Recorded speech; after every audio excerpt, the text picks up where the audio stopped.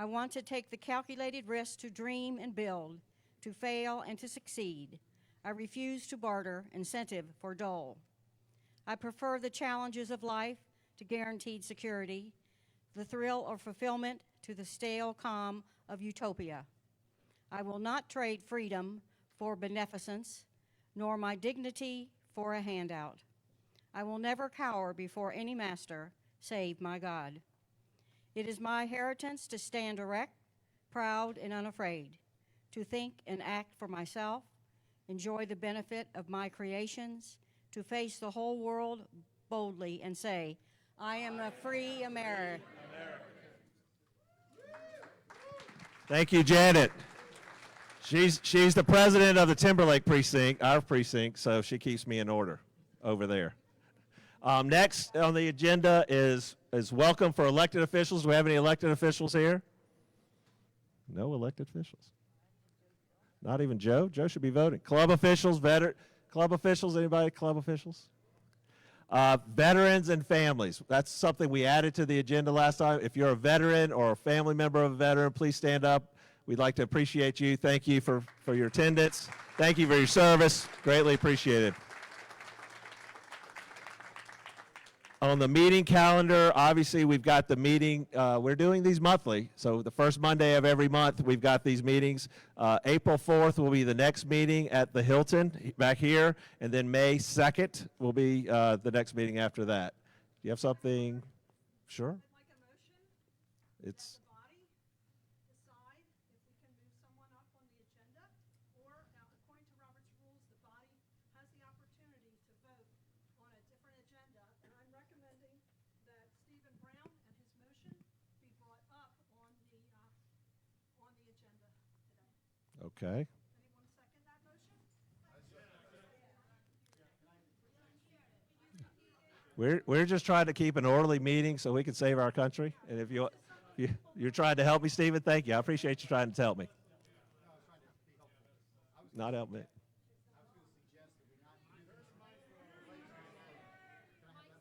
they said it's the word of the people, and I'm the people, so. I'm happy for the people. Nobody's trying to stop the people from doing anything. I'm as anxious as you can believe to have the discussion about Trump hair on a logo. I can't wait to talk about that. If you don't mind. You should talk to me, sir. We haven't had a position committee report. Nobody has the right to vote on anything yet. But that's based on the agenda. You have the ability to change the agenda. The body does. We do, but the credentials committee is still doing their work. I would suggest that we do it at a more appropriate. Well, what you could say is, you make a motion that we change the agenda so that after the credentials meeting, we have a New vote visitors. to allow you to move up on the agenda. You may make whatever motion. Okay, so basically, Stephen Brown wants to... Okay, can you hear me now? Okay. All right, Stephen Brown wants to wait until the credentials report is made. As you can see on your agenda, Stephen Brown is the very last. And as you know, these meetings, a lot of times the meeting is adjourned before everyone can be heard. So in order to give Stephen Brown the benefit of what he'd like to say, I'm asking the body via a motion that we change the agenda of tonight's meeting so that after the credentials are read, Stephen Brown has an opportunity to move up on the agenda as the next speaker. But do know, Stephen Brown is 8 p.m., all of 8 p.m. is Stephen Brown. It's all Stephen Brown. That's what 8 p.m. is. That's Well, what it is. we're not We're trying to get through 8 this as p.m. fast as possible We're not so we can get to discussing Stephen 8 Brown as fast as possible. On your agenda, Stephen Brown is last before adjourn. But it's all Stephen Brown Doesn't issues. matter. We've had evenings of all Jeff Davis. 8 p.m. I put it on there. I'm trying to get there. You're trying to get there, so I'm asking for this motion. Okay, are we going into the mob rule? Have we stopped? No. Have we stopped rules? Is it okay? so then You put can the forth the motion. Secretary be quiet Please, we're about happy it? to do it. You put forth the motion. Someone seconded it. Is there debate on the motion? Is there a debate on the motion? I'll give you that. All right. Annette Burgess, Henry Precinct. Okay. Annette Annette Burgess, Burgess, Henry Precinct. You've heard from me before, Janice. It's okay. You should but know it's- who I am. It's a lot of people. It's okay. All right, I'm just giving back what I'm getting. So if I'm loud, it's because you guys have been loud. Okay. Okay? All right, so if you will all pay attention to this motion, Stephen Brown is last on the agenda for tonight's meeting. Therefore, the motion is that after the credentials report is read, that we allow Stephen Brown with some very important information to be heard before we go ahead with the rest of the agenda. Now, I make a motion for that again. Is anybody seconding? You got a second. Okay, all in Is there favor? debate? Is there debate about Okay, your motion? all Does right. anybody want to speak for and against that? Sure. My name is Stephen Brown. My name was mentioned several times, and I appreciate her intentions, but she had not discussed any of that with me, and that's not the best way to move forward with our meeting. What I would like to do is allow us to hear the speakers that have been presented today that are on the agenda. What I want to do is amend the motion that was just been put on the floor. So I stand to make an amendment to the motion. Would consider it a friendly amendment. I'm hoping that the mover would agree. What I wish to do, and what I would like to do, is present an amended agenda. And this amended agenda would, beginning with the following of the credentials report, this would replace the agenda that you have in your hands. That's what I wish to be done. And I will present the agenda to the chairman at this time. This is the proposed amended agenda. If you could give them a copy too. Both. We all want Stephen Brown to be heard. So Please. the concept would be, if this motion is approved, we'll go through, we'll hear from our speakers, and we'll have all of the things that are on the first part of your agenda tonight, including the Credentials Committee report, and we need that before we have the right actually to take votes, and then we would get into the amended agenda. And you can go ahead and hand that out now, those of you that have the amended agenda, so that everybody can see it, if you would. So that's what I'm asking. But this doesn't have the credentialing report. No, it picks You're up. starting late. It picks up after the credentialing Oh, so report. you knew that you wanted to move this. after Even though you didn't know her motion, which is exactly what your motion is.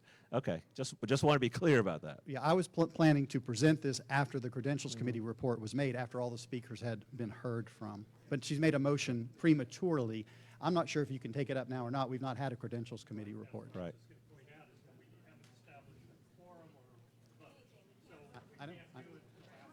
Yeah. We are. My suggestion is just that. I don't have the authority. My suggestion would be that we just put this off until after the Credentials Committee report and then take it up. We are not going to make it at 8 o'clock, which is where we wanted you to speak. So as quickly as possible. All right.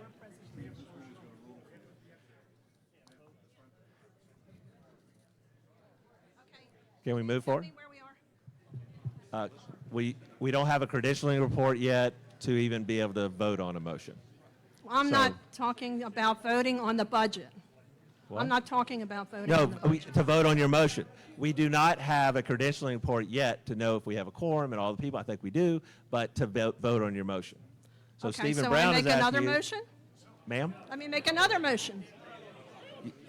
It- Okay, so it- I will wait on the credentialing report, and then I have to get up again and make this motion. Or let Stephen Brown do it. It'd be great. Okay, all right, thank you. Nobody's tried to quash. Why we're here is because there is over transparency. Nate Loip signed a $1,000 lease going for $490. All right. Any new visitors here? I skipped that part. Are there new visitors here that haven't left already? Thank you, sir. Came to one of our coffees. Welcome. Thank you. If you want to see how the sausage is made, this is how it is. And if you want to see why our country is in the mess it is, this is why it is. All right. What I'd like to do is get to our speakers as quickly as possible. The first speaker is Sherry Few. She is a candidate and a friend from the lower middle part of the state. She is running to be our superintendent of education for the state of South Carolina. Sherry Few.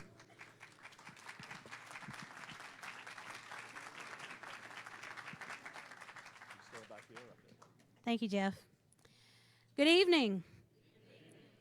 So I am Sherry Few, and I'm running for the Republican nomination for South Carolina Superintendent of Education.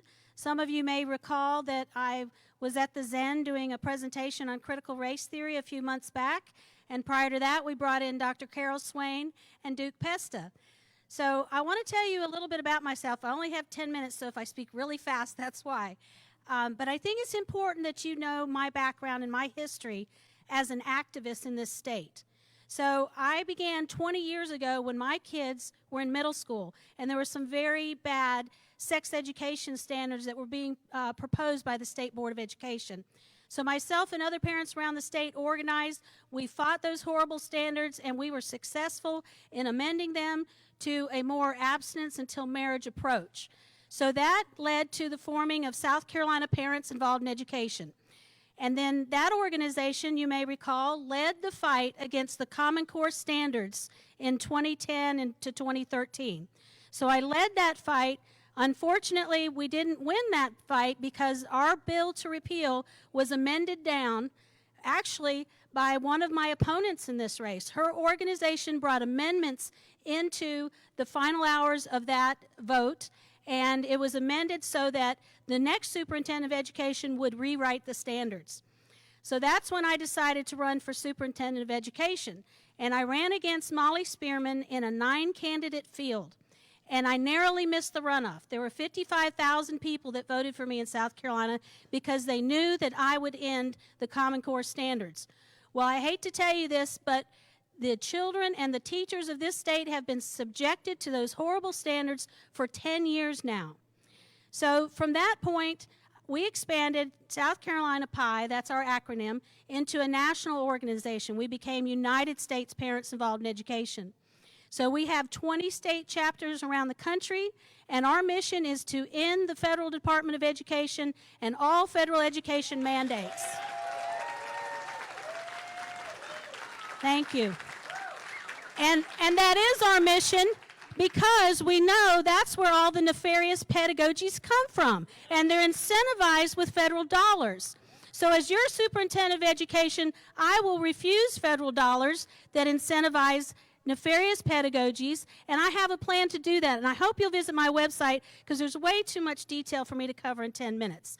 But know that I have been working on that for 6 years. So in addition to that, in the last 18 months, we have been producing a film titled Truth and Lies in American Education. The film is set to be released next month, and it has its own website, truthandliesfilm.us. I hope you'll go there and see. This is going to be a wonderful expose that's going to further motivate taxpayers and parents to stop what's happening, the liberal indoctrination of children. And if we don't stop this, we're going to lose our very freedom, because they are churning out Marxists every day. Thank you. So as you've seen from the brochure that's on your seat, I plan to end critical race theory and other liberal indoctrination, and I have the credentials to do that because I've been traveling the state with my daughter-in-law making presentations long before I decided to run for superintendent of education. And by the way, the reason I decided to run is I didn't see any strong candidates entering the race. It is going to take a superintendent that is like a bull in a china shop to deconstruct the current system and replace it. And that's exactly what I will do, and I have the credentials, and you know because you've seen me in the trenches. I'm not a part of the system. Every other candidate in this race is a part of the system. Now, how can we elect someone who's part of the system to fix the broken system? So in addition to critical race theory, I'm going to end the sexualization of children.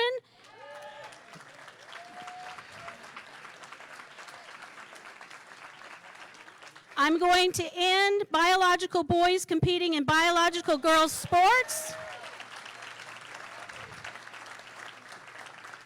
And I will never promote mask and vaccine mandates for the children of South Carolina.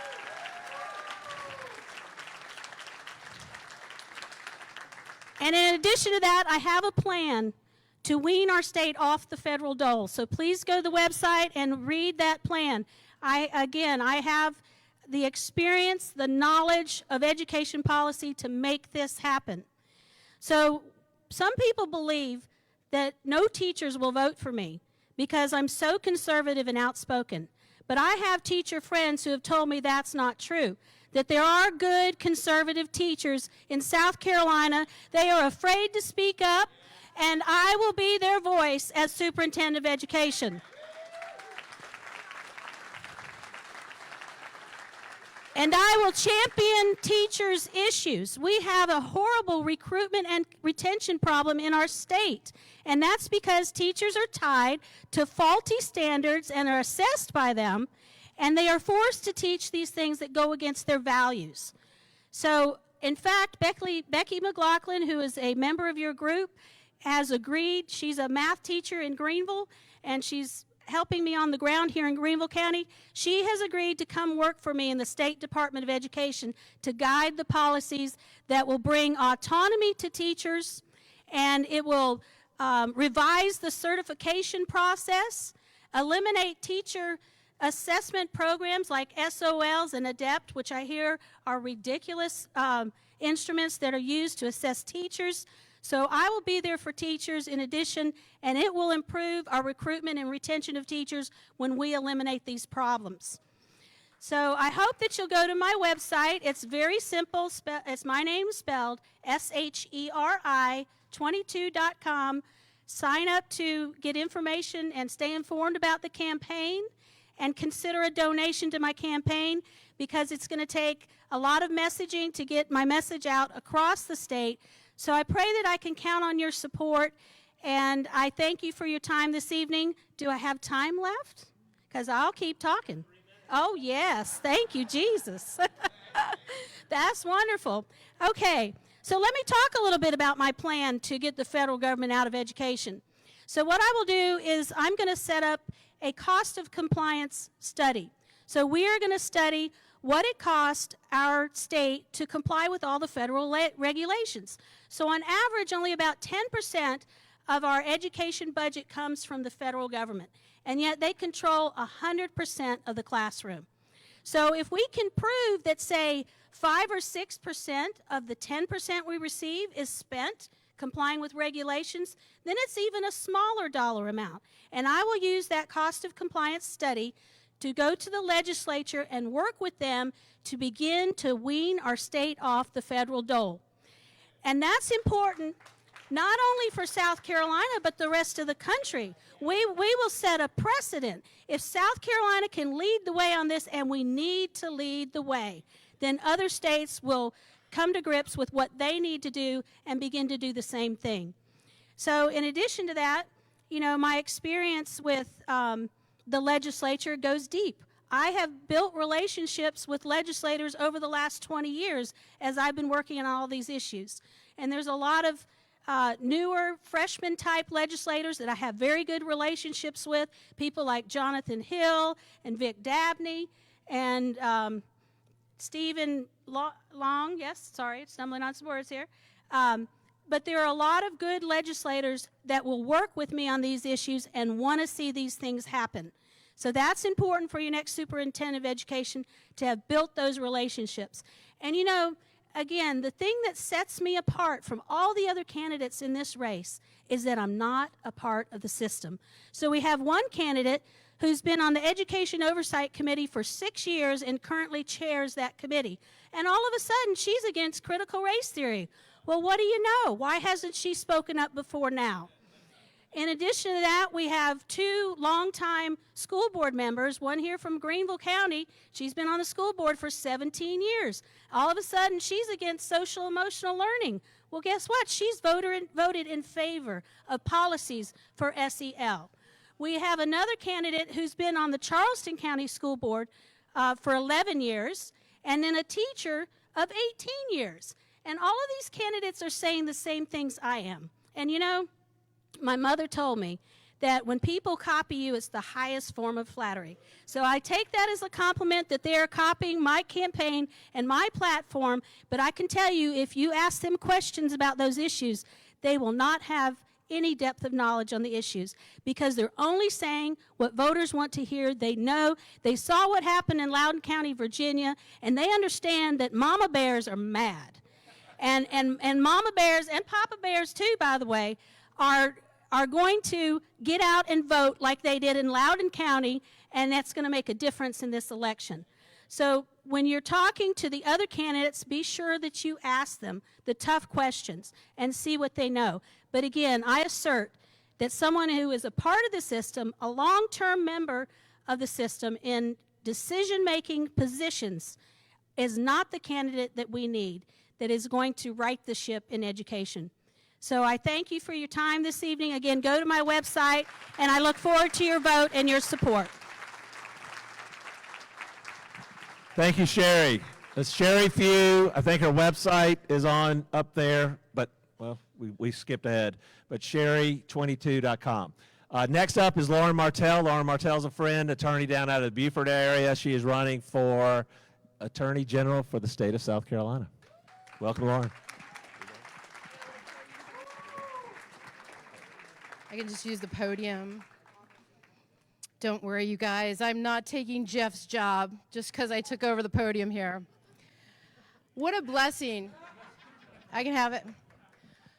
What a blessing it is to see so many people, such energy in this room, such amazing power. I'd like you to look to your neighbor and tell that person that they're essential.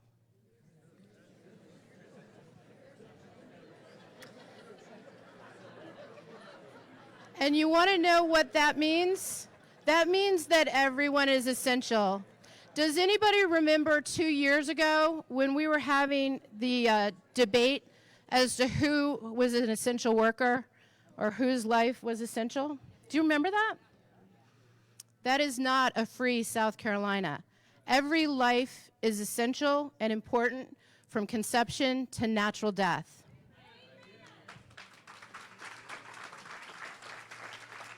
My name is Lauren Martell.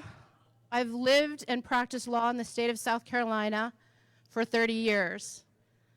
I was 25 when I came down. I was a baby lawyer. I love the Palmetto State. The motto, as long while I breathe, I hope, is so, so important. This state is rich in history and rich in free people who acknowledge divine providence, who acknowledge inalienable rights, and who know that there are certain things that government has absolutely no business in. We're in a representative republic and the law matters. The Attorney General's office is an incredibly important office. And I submit to you that the 11-year incumbent has failed South Carolina, especially over these last 3 years.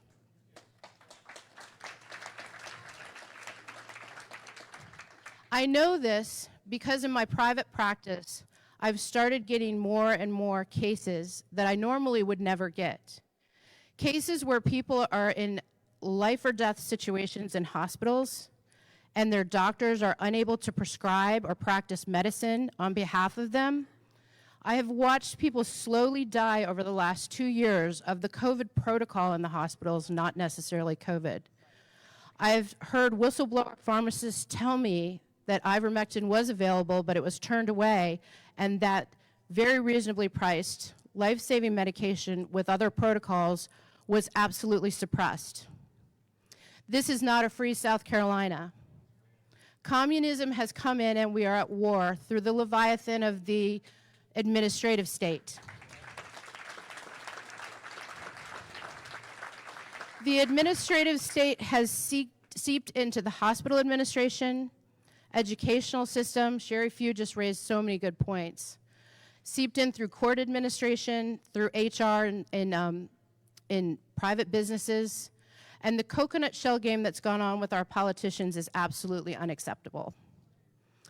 The Attorney General should serve the people of the state of South Carolina and protect and serve them, and make sure that the rest, their inalienable rights, their freedom to choose what religion they have, their freedom to not have to demonstrate how Christian they are, to get an exemption from a vaccine. I've represented people in the hospitals, and the 2 people that we were able to successfully bring lawsuits and get the other protocol, ivermectin and other protocol, they're alive today. The ones we couldn't, they didn't live. I've represented high-level clearance security holders at our nuclear power plant that did not want to take the vaccine and had doctor's excuses and religious exemptions that were blanket denied.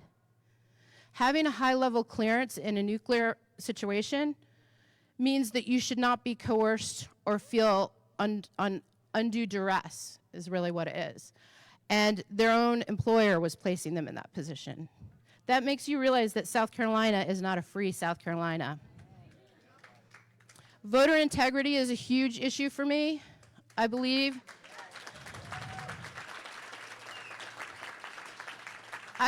that we all need to vote, and you all need to vote for me and get all your friends and family and bring Greenville. Martell for AG, where you can see my platform in more detail, martellforag.com. But voter integrity is a huge issue. How can we have machines that may or may not have been calibrated properly under the law? It is the job of the Attorney General to make sure that the law of the state of South Carolina is followed and enforced.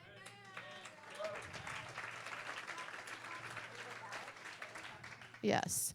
I went to a reveal in Columbia, and clear and convincing evidence is the way I describe it, given by very credible people who some could be experts in the field, demonstrated abnormalities and anomalies, and people voting from vacant lots, people voting from mattress depots, dead people voting. Actually, the Attorney General in 2016 asked SLED to investigate what they called then zombie voting. They call it phantom voting now.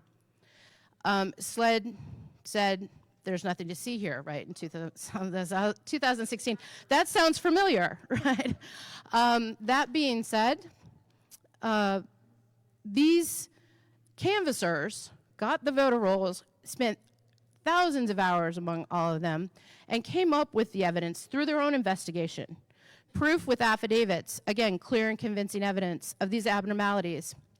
It's the duty to open up an investigation where you see this, and one should be opened up again. When you have something like 97,000 phantom votes, that can flip these elections. That can flip a sheriff's election in Charleston. That can flip an election here for a school board, and it matters. It matters that we have fair elections. We still have to vote, and then, you know, if I need to file a lawsuit, I will. As a candidate for Attorney General, if I'm concerned about these things, but you still do the right thing. And we still have to make, make our arguments and educate people, because people think that this is fine and it's working and these machines were voted on by our legislature and that they're working. Well, in fact, they're not. So there are many other issues on my platform. I also agree with Sherry Few that it is absolutely unacceptable for biological boys to be competing in women's sports and to be trying to sneak in the bathrooms. We need to protect girls and women's sports.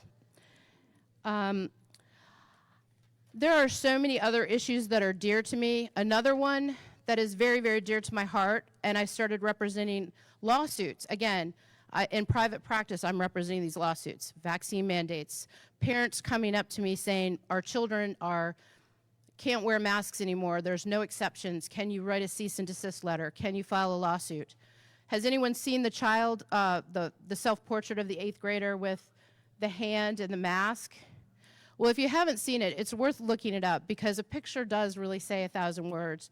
And it's an 8th grader with a mask that she created with hands around her mouth. Our children are suffering, and it's absolutely unacceptable. In my opinion, it's child abuse, and our Attorney General should look into that.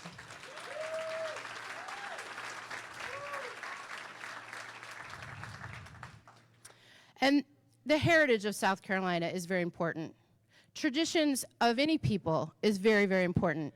As I've been traveling the state of South Carolina, I've been thinking about my parents and my grandparents, all of whom are passed away now, but the things that they told me and the traditions that they gave me. The monuments in the state of South Carolina are important to not demo. We shouldn't throw them under the bus. We shouldn't not defend them, because it's not politically correct right now. I submit to you that if someone is really representing Big Pharma or big tech, or larger corporations that try to censor our free speech, or companies like Amazon or SC Bio, billions of dollars they bring in, nonprofits, Nephron Pharmaceuticals, big money, big profits. I actually was at, and I know my time's probably up, I'm going to give 2 more minutes. Is that okay? So I was at the Poinsett Club today. It was really beautiful and a lot of really amazing people there. Curtis Loftus, our treasurer, was talking about the budget in South Carolina and the finances. He mentioned something that dealt with corporations that are here in our state, and they deal with environmental and cultural and social issues, and they're sort of coming in and influencing all the policy, again, not through our elected officials, but through large lobby. And he basically called out one particular corporation that everybody knows is Amazon, but he said Pepsi and other big corporations too. But he said basically, you know, the onus is on the individual to just cut off ties and try to starve the beast, right? Don't finance your enemy to make war against you. So at the end, I asked Curtis, because he opened up for questions, and I raised my hand and I said, well, what I hear you saying is that Amazon and larger corporations are lobbying against the constitutional freedoms in South Carolina, and so they're sort of an enemy of the public now. So I said, well, then why does the state-funded South Carolina Attorney General website, when you drill down on it and you drill down to the human trafficking part of it, has anyone ever done that? Okay. There's a list of corporations that our Attorney General partners with. A lot of them are nonprofits. One is Thorn. I would ask that you all research that on your own to see what you find out. Thorn is financed by Google, Amazon, JP Morgan. All the people who Curtis disclosed to us at the Poinsett Club are enemies to the people of South Carolina. So he actually did say that's not a good thing. So I would say I think everyone needs to vote Martell for AG, and you'll get a new Attorney General in town who will protect your rights. God bless, and thank you. Thank you, Lauren. Lauren's been great, has worked with us on a few other issues from a legal standpoint and trying to help people out with COVID-19 and some issues in that regards, and it's been very helpful there. Next up is the House District 18 special election. If the Malden 5 president is here, Anna Helms, they need you to come up to the front. The Malden 5 EC left, Anna, so you can vote. But Malden 5 EC left after 10 minutes, I guess. They were disgusted with a few things. So, but next up, House District 18. I think we've got that up on the screen. The next. All right, so we got multiple events coming up tomorrow. If you're in House District 18 or near, this is on the eastern side of the county, starting in Greer, moving all the way up to the state line. We have a candidate meet and greet at Ebenezer Welcome Baptist Church at 7 p.m. We've got one next week on the 15th. I don't know if all the candidates know about that. That just came up today, but that's at Lake Cunningham Fire Department from 7 p.m. to 9 p.m. Let's hope they don't have any fires during that time period. But what we're trying to do is get people out to actually meet these candidates and hear from them. On the 17th, there's the 4th Congressional Club. We have some members here tonight, but there's limited tickets. So each of the 4 candidates were only given 10 tickets, I believe, to be able to come there. And I think they're limiting the entire attendance to 150 people. We don't limit attendance to any of our events, and we don't require tickets, so everybody's willing to come. But I think they limit it to 150 people, as I'm told, because of COVID regulations. So if you'd like to be part of that club, that's out there. On the 21st, we've got another candidate forum back over at the Southern Bleachery over in Greer at the Taylor's Mill. I think that'll be fantastic for a lot of those people making that last-minute decision. And then on the 22nd is the special election. Get out the vote, and we want people to come out and poll watch in all of the precincts that are voting in House District 18. This is another opportunity for us to mobilize, get active with poll watchers, come out and see how that's going. Now, if the 4 candidates are here, I've seen Dakota. If you just stand up, raise your hand, let everybody know who you are. Keith Jones, Wyatt Myler, and Alan Morgan. These people are actually stepping up to run for office. Thank you, sir. 1, 2, 3 we've got here. You know, we'll talk about candidate recruitment and what's coming up on the 16th to the 30th, depending on the order of the agenda. But that's what we need people to do. We need citizens to get involved and run for office. Sherry Few's doing it, Lauren Martell. I mean, that's what we're trying to empower people to do is understand the process, learn, educate, and get out there and run for office. On the events calendars next, Olga. This is the events. Every Friday, we have coffee from 11 to 1. You got any questions? Come up there. After the last meeting, I said, you got any questions about anything? Come up there. We do coffees, open to the public. Anybody can come. We have random people dropping in all the time. It's fantastic. But if you ever have any questions, please come up there and talk to us. That just happens to be one event. One of the other events that we'll be scheduling or helping with people are what we would call Pints for Liberty, so do something in the afternoon. You know, those different types of events. We want people to get involved in the process and learn about politics. We've got, I think the MAGs are helping sponsor a fundraiser for Cynthia Horner on the 10th over at Zen at 6:30. Cynthia Horner's here, if she can raise her hand. She is our only candidate thus far in House District 27 that will be replacing Gary Smith, who has told our candidate recruitment committee that he is not running. So on the 12th, there's a precinct reorg training. That's this Saturday. Sign in is at 9:30, and the class will go from 10 to noon. A lot of people want to get back involved in reorg and figure out how we can get out more people, mobilizing more people. And we'll talk about it on mission later on, but that's fun. But on the 12th is also the Trump rally down in Florence. It starts at 7 p.m. Those always start late, so if people get mad at me for starting late, don't go to a Trump rally. So, been to a whole bunch of them. And on the 27th, we've got a movie night, the first very successful one. I'd like to thank Scott and Tiffany for that last Sunday a couple weeks ago. There they are down there. It was very successful. It was a lot of fun. I think we had, 60 or so people that came to it. It was a lot of really fantastic. It'll be at 6 p.m. at the Camelot Theater, which is down by the old McAllister Square. The movie this time will be I Am Fishhead. Sounds crazy, doesn't it? I actually started watching. It is about a corporate psychopathy.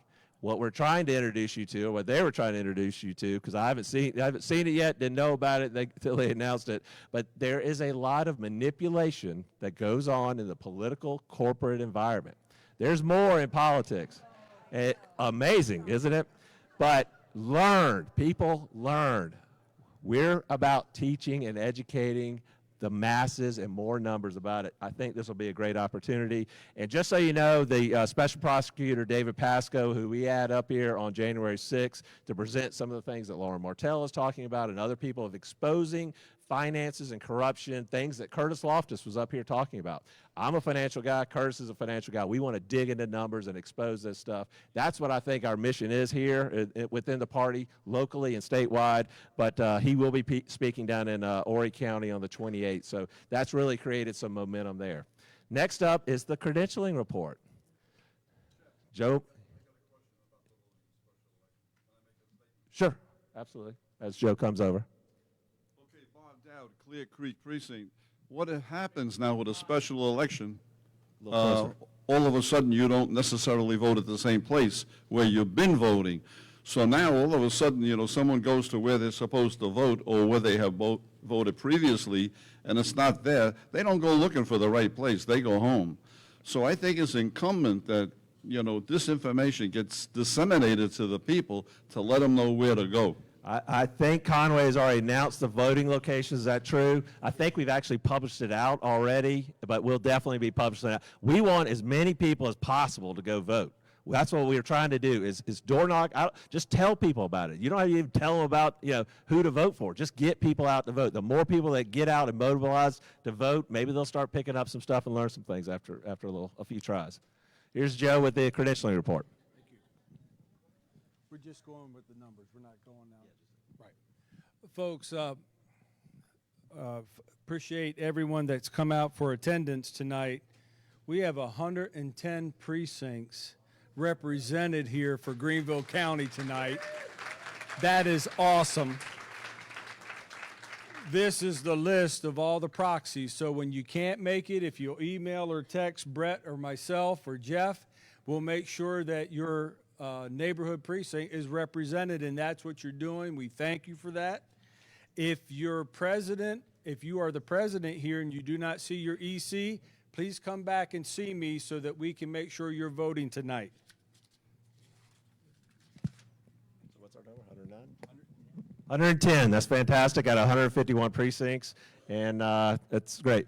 We're just reminded that we've got scvotes.org. You can find all that kind of voting stuff. There's only 6 precincts that are not voting in their normal location over in House District 18. Yes, sir. The Credentials Committee report, or are you through with that? Do we need to adopt it? Apparently we don't. Mr. Chairman, the reason I rise is to have us adopt an agenda for today's meeting. We have not done that yet, and a body always has the right to adopt an agenda. So what I am proposing is that we adopt an amended agenda. Obviously, we're going to pick up where we are currently on the agenda. If the body were to vote in favor of this amended agenda, then we would pick up with item number 1 and go through until we adjourn. So I'm suggesting, and I'm making this motion, that we adopt this amended agenda to govern tonight's So meeting. Stephen Brown, the state EC, is making a motion. Do we have a second? Do we have any discussion? I would just say, as the author of the motion, I intend to do this so we have the opportunity to discuss these important issues and address them timely and hopefully get out of here timely as well. Well, we definitely want to discuss them, but we also want everyone to have all the facts. And part of the current agenda, just to speak to it, has a lot of facts that a lot of people are not aware of. So we were going to go through the agenda as it was. I don't mind skipping a few things so we can get to your stuff quicker, but we have a lot of facts to present. One of the specific things that I had asked to be sent out via email that was not, that I need to make sure that you hear from me, as the state EC, because I was not listed on the agenda either as the state EC report, but our former president, Donald Trump, is coming to South Carolina May the 12th, and I had asked that that be included and sent out in the mailing, and it was not, and I want to make sure we address that issue I just mentioned too. it. So I that- literally just mentioned it, March 12th, 7 p.m. Don't. That's what we wanted to have sent out, but that's what we need to go ahead and follow this agenda and address the important issues. Thank you. Do you not acknowledge that we just mentioned the Trump rally in Florence? No, I'm not arguing that, not arguing. Okay. All right. Do we have any debate? No more debate? We want to place a vote on this? Call the question? Brett Mercado called the question. So how do we want to do a vote? Credentialing? So all in, debate question, sure. Can you say more about the important issues that you were talking about presenting before the Stephen Brown? Well, you want me to discuss the important issue? I'm curious what they are. Okay. Call the question. We'll get there. All in favor, say aye. Aye. All opposed, say nay. I would think the ayes have it. I'm okay with that. So we'll adopt this new agenda. So next up is motion to provide direct instructions to the Greenville County Republican Party chairman in regards to policies of the Greenville County Republican Party concerning communications on its behalf. Stephen Brown.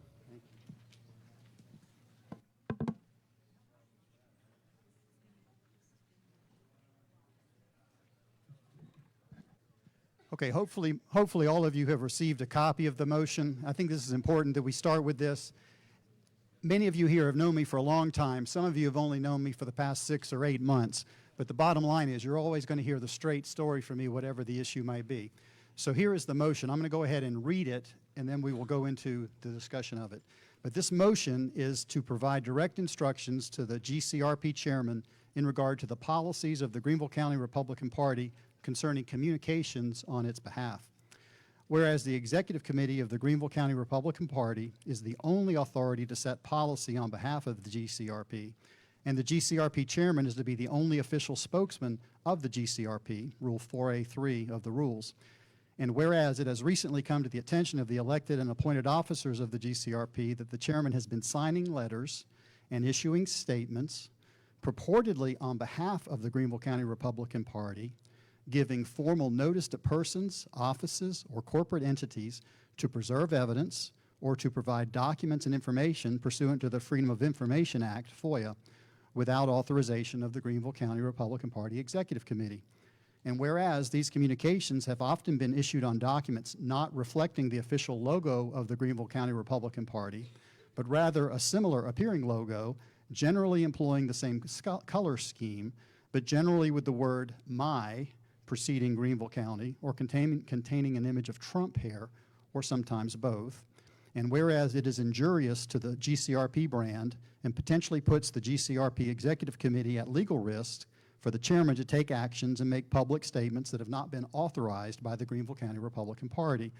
Now, therefore, the Greenville County Republican Party Executive Committee, you, clearly sets and states the policy of the Greenville County Republican Party in regard to the use of its logo, the issuance of quasi-legal notices or document requests, or any other statements purportedly issued on its behalf by the Greenville County Republican Party chairman, and hereby directing the chairman to conform all of his actions and the actions of any other agents of the Greenville County Republican Party under his authority to comply with the stated policy of the Greenville County Republican Party as follows. Number one, no letter, email, written, or oral communication shall be issued by the chairman or any other officer or agent of the Greenville County Republican Party demanding that any person, legal entity, office, or officer preserve evidence without the express authorization of the Greenville County Republican Party Executive Committee. Number two, no letter, email, written, or oral communication shall be issued by the chairman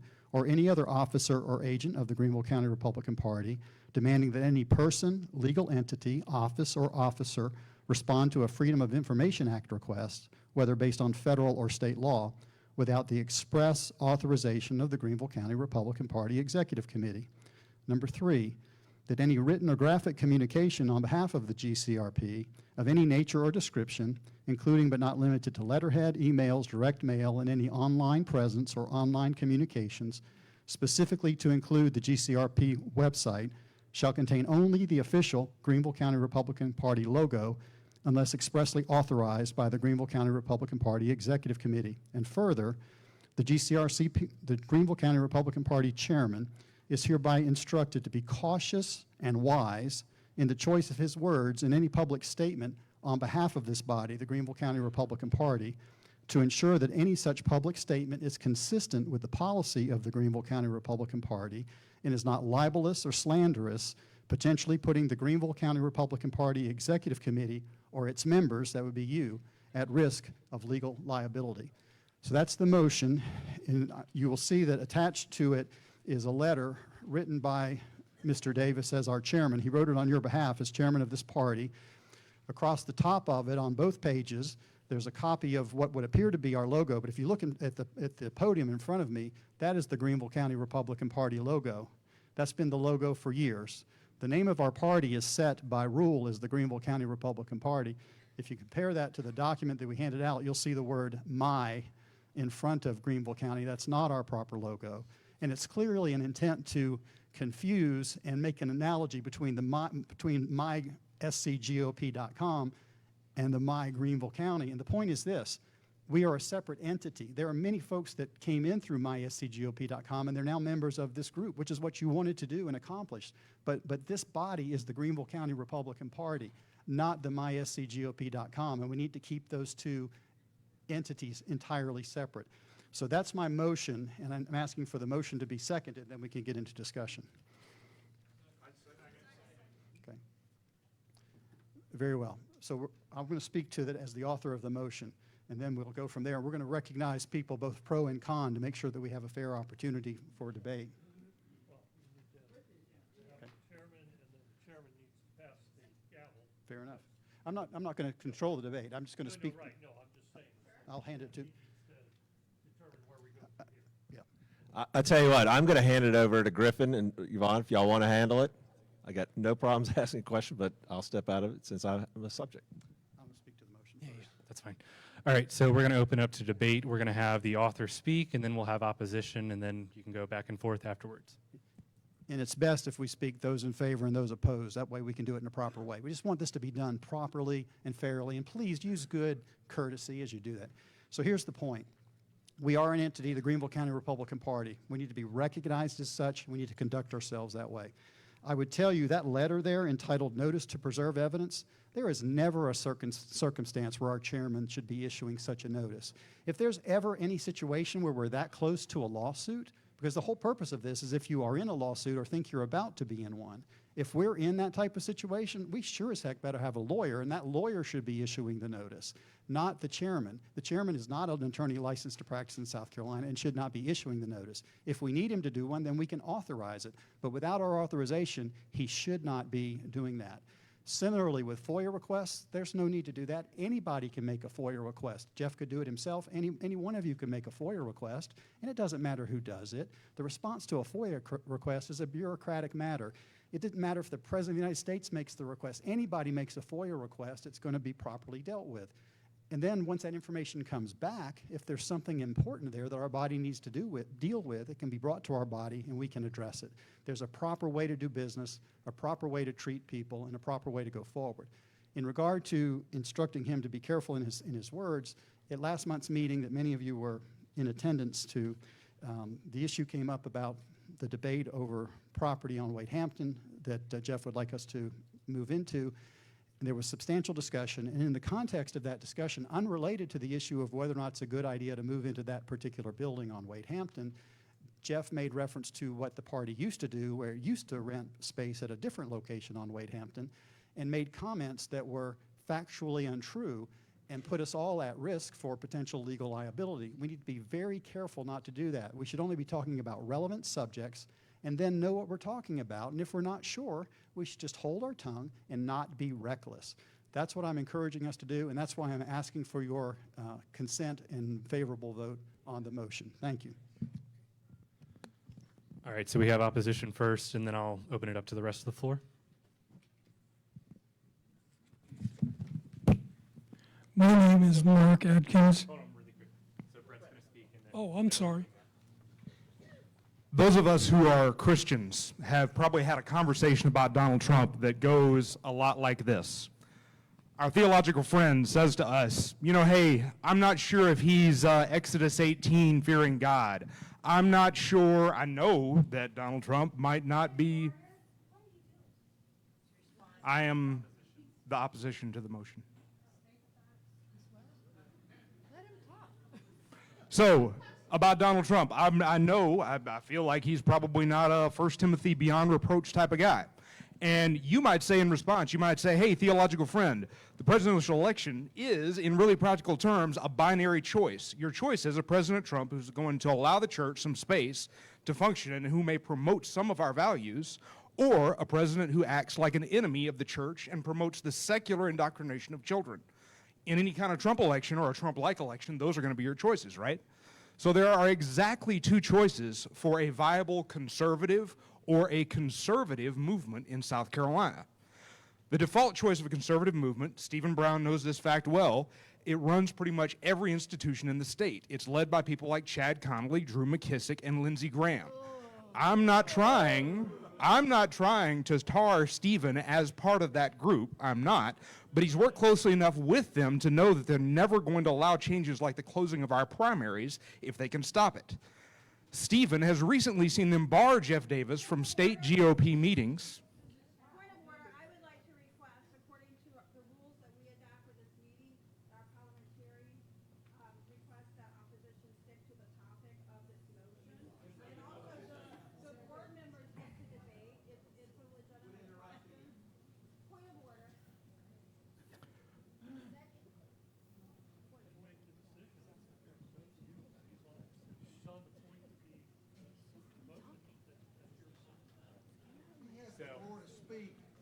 On behalf yeah, so it's on topic. We're going to allow it. So thank you. The establishment GOP is not going to allow changes like the closing of our primaries if they can stop it. Stephen has recently seen them bar Jeff Davis from state GOP meetings over an easily debunked charge that Jeff made a false charge. And the same guy, Chad Connolly, who as South Carolina GOP chair kept primaries open 8 or 9 years ago, is the same one who kicked Jeff Davis out of the state GOP meeting just a couple of months ago. Again, there are two choices for viable conservative movements in South Carolina that actually have any legs. There is the fake conservative kind, which is already in charge of the state GOP and which stands firmly against what most of us have tried to do here. And there is my SC GOP, which was gathered together by Jeff Davis, Presley, and Olga, and all the rest of us that followed along with them. The folks who run the state GOP, who want open primaries, want your Republican nominees to continue being chosen by Democratic crossover votes. The good old boys, or the bad old boys, as Harrison Musselwhite says, will profit politically if a motion passes that looks anything like a censure of Jeff Davis. We can hold the line here, or we can take a big chance on losing ground here in Greenville County. A large part of Stephen's concern seems to be about damage to the Republican brand. Let's talk about the Republican brand. Since the end of the Cold War, the brand looks like this. Number one, allow the government to swallow half the economy without any significant protest. Number two, ignore the IRS while they stomp out the Tea Party. Number three, the Republican brand looks like ignoring the fact that unknown parties stole the 2020 election.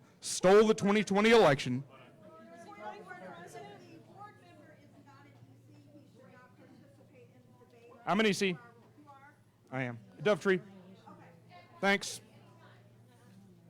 Number three, the Republican brand looks like ignoring that unknown parties very obviously stole the 2020 presidential election, neglect to make serious plans to prevent such in the future.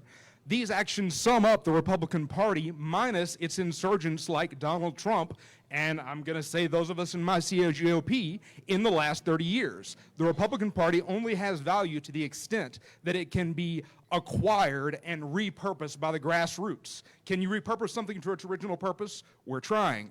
Obviously, it's appropriate for you to have questions about how Jeff Davis or the rest of us on the board conduct ourselves. Let me say that clearly. I welcome questions. I don't think it's in our interest to restrain Jeff Davis from sending a Freedom of Information Act request about the alleged misappropriation of $250,000 by, hey, there's that name again, it's Chad Connolly, with the state, which the state did confirm that it was investigating. I don't think it's in our interest to be minutely concerned about branding and logo. Here we are at the possible end of the free world holding the line. Why can't we use a little imagination in how we are going to try to rid the state GOP of rhinos? You don't have to, you don't have to,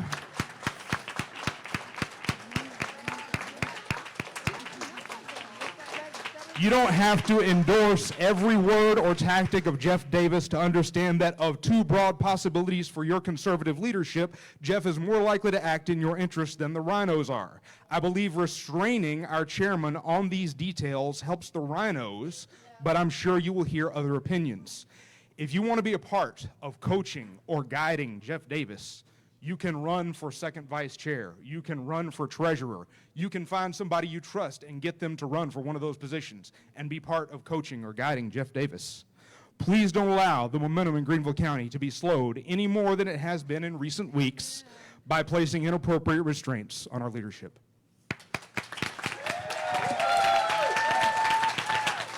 So we're going to try to go pro and con for the motion. So is there someone who's pro the motion? Oh, she's pro. Okay. There you go, Annette. Thank you, Annette Burgess, Emory Precinct. I think this body has a right to know what happens at its board meetings. Apparently at the board meeting last week, there was some discussion that went to the point where the police were called. And we would like to know what caused that at the board meeting so we know what's going on and we can vote correctly. Thank you.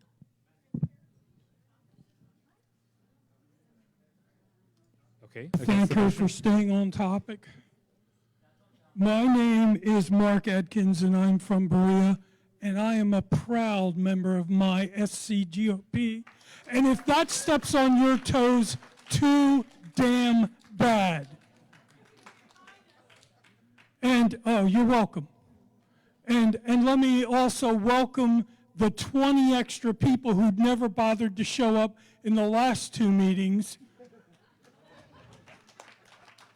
And let me just say one more thing. I'm passionate. I'm passionate because I've served this country. I'm an honorably discharged veteran. I've voted in every election since I turned 18. I was stupid enough to vote for Carter. Okay?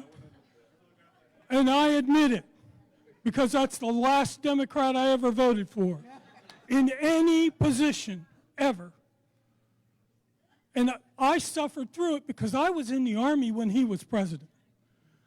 I was at Fort Hood when he came in for re-election after giving us a 3% raise when inflation was at 20%. Okay, I suffered through that. I have grandchildren. I have 6 grandchildren. More than that, I represent the people in my precinct, Berea. And we have suffered through poor management and poor things that the GOP has allowed to happen in our county. And they don't care. They don't care because they had power and that's all they were worried about. And now they don't. And I'm sorry. I'm sorry, Stephen. You did a fine job on that committee. You really did, although you didn't ask the right questions. But let me tell you, from my heart, there's nobody in this room I hate. There's nobody in this room that we can't sit down and have a cup of coffee and talk about things. But I can tell you this, there are people in this room who hate that man. And for no other reason than the fact that he speaks truth and you can't handle it. And I'm tired of the nitpicking and I'm tired of all the waste of time that we have to endure and have had to endure since the reorg. Folks, I was at this reorg meeting because Berea didn't even have an EC or a president or anything else. They were unorganized. I sat here for 3 hours watching Nate Loop run through or run around like a chicken with his head cut off. And if you weren't there, you don't know. But I was there. And I paid my money, unlike those almost 400 people who voted and didn't pay for their money. So I have a right to speak. And I'm telling you right now, this has Nate's fingerprints all over it. And I'm tired of it. So we're going to do, okay, for the motion. And I'm going to try to keep this to 2 minutes from now on. Sorry, I should have implemented that from the beginning. I won't be any more than 2 minutes. Here's the bottom line, y'all. It's a lot of misdirection here. There's nobody in here more for closed primaries and more to try and work towards that than me. I've been the advocate for that. I pulled the idea out here. I made it clear that Nate Loy had cheated and had misrepresented things and not followed the rules. You have to do things the right way. This man also has to do the things the right way, just as all the rest of us have to do things the right way. This idea that you have to be in myscgop.com to want the right things is just not true. We need to do things properly and in a godly fashion. I'm going to stand up every time and tell you the truth. Bottom line is, all we're asking by this is that Mr. Davis, when he signs his name as the chairman of the party, do something that's consistent with our policy or something that we've specifically authorized. If you look at that letter that's attached to the motion, on the second page, he asks for reasonable things. He asks for a lease and some receipts and other things. I'd be asking for those same things. But you don't start by threatening a lawsuit and preserving evidence, by doing it that way. That's not the way to accomplish the objective. When you push people away, you're going to be less effective. We have to bring people to our side. We want to go out and expand the movement. And here's the sad thing. I don't think there's any disagreement in here over substantive issues, from the border to inflation. One thing after the other, to election integrity is what we need to start with. I think we have widespread agreement. But we need to be effective with what we do. We need to speak with one voice. The chairman needs to speak what we are directing him to speak. He needs to do it in a proper way, a business-like way, a godly way, a professional way. And if we do that, and he does that on our behalf, we can be much more effective. That's why I'm asking for a positive vote and a vote in favor of the motion. And just thank you very much. We'll have a properly effective debate that way. Would you be okay if I just address some of the statements? I know the facts. So. I'm an EC. He's so not you the chairman don't at want this to know moment. the truth? You don't want to know things? Everybody is being misled. Stephen Brown just said, I threatened a lawsuit to Adam Morgan's mother or his aunt. I didn't threaten a lawsuit. Let me just address, Hey, Jeff, really quick. Open and honest, transparent discussion. Yeah. Open and honest. Hold on, Jeff, really quick.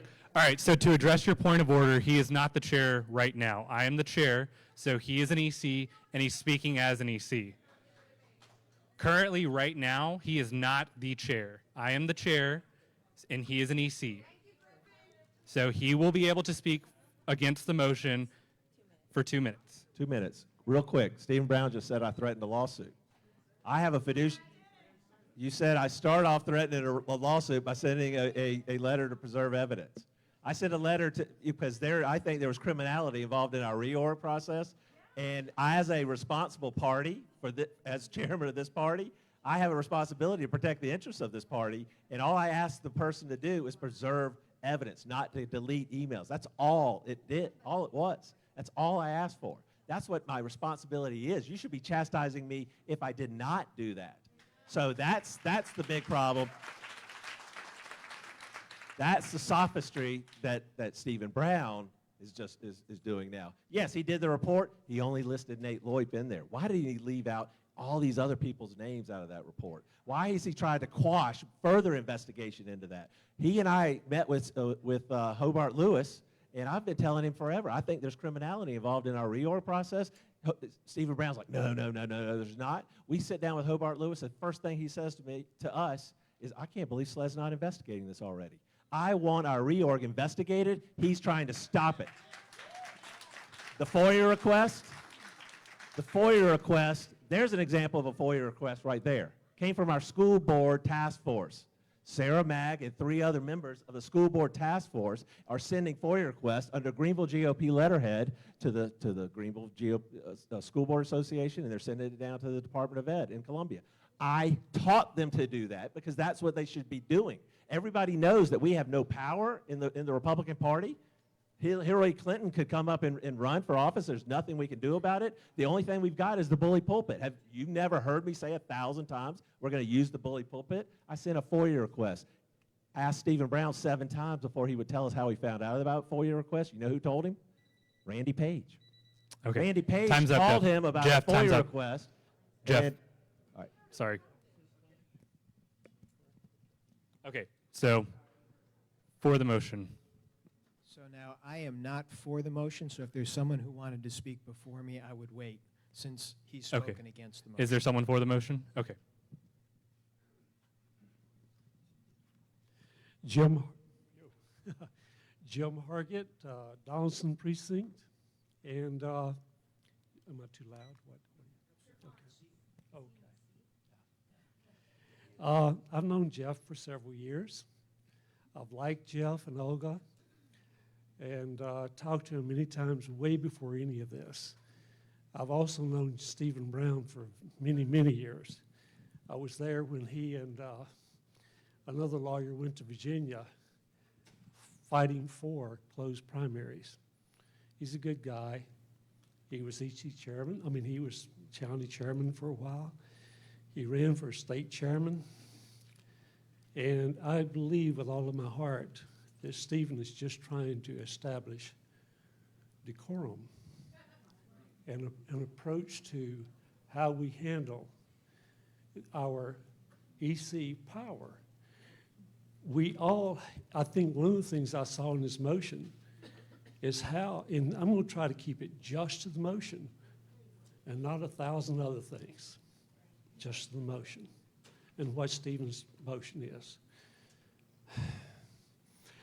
We have a guy here that studied political law, politics. I've been with him in the state capitol, arguing for petition candidates before judges.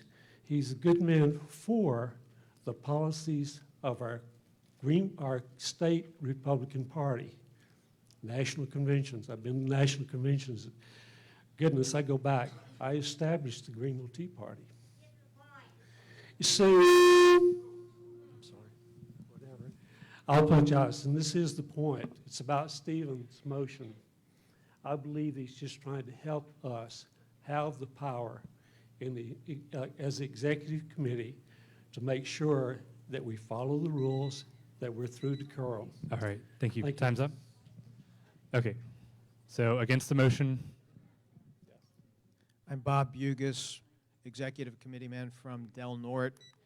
I would like to first of all say I don't think this is about Stephen Brown, and I don't think it should be about Jeff Davis. I like both of these gentlemen, and it hurts me to look at our situation where we have to fight amongst ourselves when China and Russia are out there and there are people in our country working to destroy it.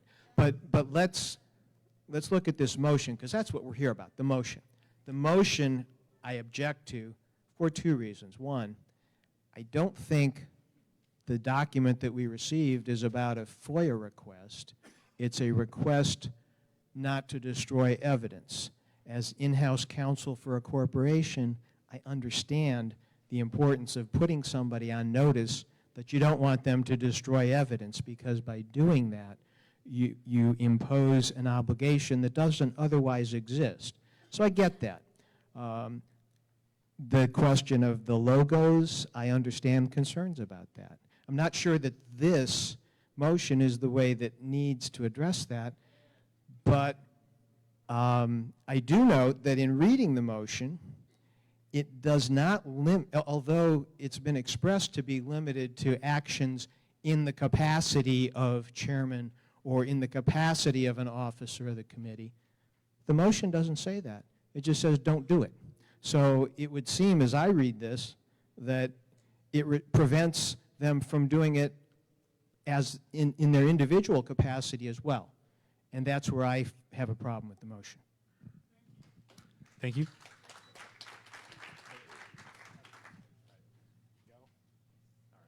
Jeff Magg, Palmetto Precinct.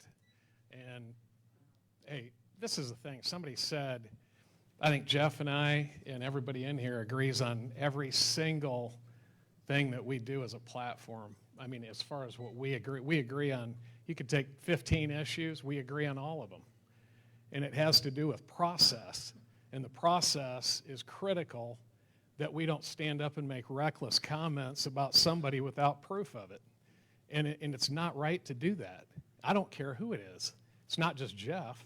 I would want somebody to say that to me. If I'm saying stuff that is not factually true, that is wrong. And it comes down to a process of following a process, and that's what we all need to abide by. I don't care who it is. It's not even against Jeff. If he's not in here anymore, it'd be for whoever is in here next. So my whole thing is, this isn't a slam even on Jeff per se. It's just saying that we follow this process from this point forward, and that is it. That's all I'm saying. So I'm for the motion. Okay. Do we have any more debate?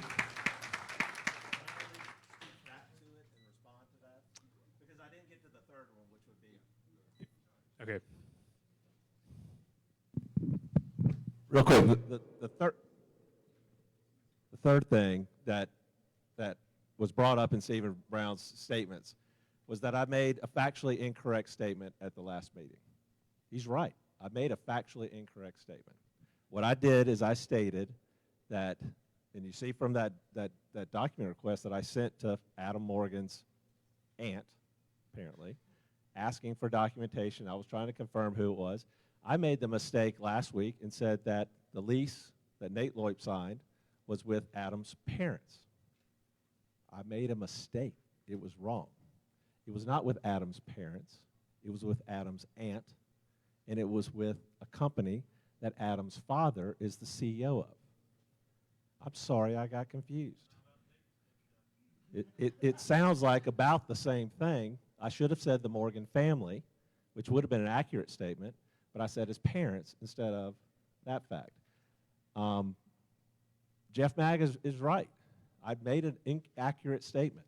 I should apologize for that. I should have clarified. I've reached out to them prior the letter in September. You see, September, I reached out to them trying to clarify what was going on, what I think is criminality involved in that process. So they didn't respond to me, just so you know, which should raise a little bit of a red flag initially.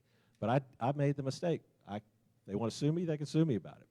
What was interesting, though, and I don't mean to harp on Jeff, but Jeff, you know, and I'm not, this is what people say in the instances. You, in our board chat, you said that you thought I had said that it was with Adam's parents, and that literally, that I said from this stage that the money had been funneled back to Adam Morgan personally, the $2,000 some odd dollars. Did you say that? You retracted it. Right, I'm retracting this thing. But that's what I'm saying. People say things that may not be that, to me, is 1,000 times worse, saying that Jeff, Adam Morgan time's up. participated in some sort of malfeasance Jeff.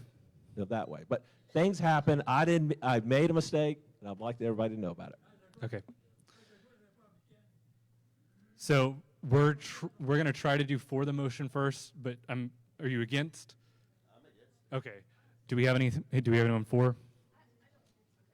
So y'all know I'm like new to all of you. This is driving me crazy. I feel Oh, like really I'm back quick. at the same place I was before. I'm really quick. Do you mind stating I'm your Stephanie name? Dennis. I'm Okay. the EC for Greenville 16. Thank you. I don't know you. I don't really know him. I don't really know any of you. But I can tell you right now, this is bizarre. This is bizarre. Let me tell you why. Because none of us in this room are perfect. We all make mistakes, okay? You make mistakes, he makes mistakes, I make mistakes. The bottom line is, we are defeating ourselves again, okay? Here's what I want. Do you want the appearance of anything wrong, inappropriate, including the last meeting we were talking about lease and something with nonprofit, which I never got the end of? I want more information. I don't want the inference or anything to look at that could say, ooh, that's swampy, that's bad. I don't like that. Do you want that? I thought we were being unified here to make a difference. I can't figure this out, okay? I'm just saying, back to your point, processes. This isn't personal. I'm against rhinos. I am not a rhino. I've called out rhinos. I don't believe Stephen Brown is a rhino. The bottom line is, okay, you don't believe that? I hear the snickers. I'm Big Pharma. I've been Big Pharma 38 years. Do y'all love me or hate me? You don't know anything about me. You know I got an exemption from getting the vaccine. You don't know my story. The bottom line is, let's just do the right thing. Stop fighting each other. This is ridiculous. Okay, so we're going to have against the motion. So you're good if you're going against. David Durling, Marydale Precinct. That's in the dark corners. I think this is petty. I think it is here to divide us and cause problems. We should not be having this kind of discussion in this meeting. If I have a problem with someone over something they said or something they're doing, it is my Christian responsibility to go to that person in private, not to bring it before the church. It is to be dealt with. I think this is being improperly dealt with. It shouldn't be brought up. It's wasting our time. We should be covering other business. Personally, if we were having a toilet paper shortage, I would save this.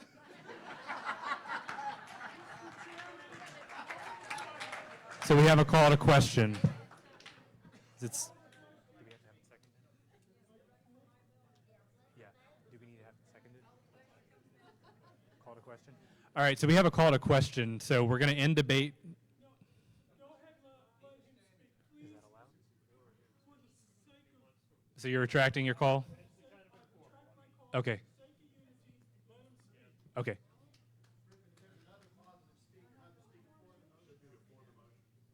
Yes. Okay.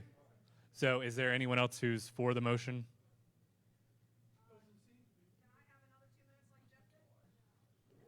If you want to come up here, the floor is still open. Okay, for those who haven't been Republicans for a long time, you probably don't understand this. Part of this motion has to do with liability, okay? We are not addressing in this motion Jeff Davis per se. We're talking about the chairman itself and how he is answerable to all of us, ECers, as a body. He can't make decisions on his own. He has to get those decisions made by us as a body. That's what the importance of being an EC is. And if you don't know that, then that's something you should learn tonight. And that's why I feel this motion should be for any chairman of the party, because it keeps us from liability, but it also puts the power back in the hands of the ECs and their ability to vote on what is done by the chairman or is not done by the chairman. Thank you. Thank you.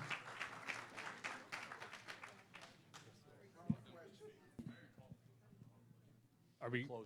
Okay, you have a call to question? I just want to speak. Oh, okay. The house is on fire and someone's worried about a broken window. That's what I see going on here. Steve and I are friends. I asked him to come in and take Presley's spot and we lost him. So I support him.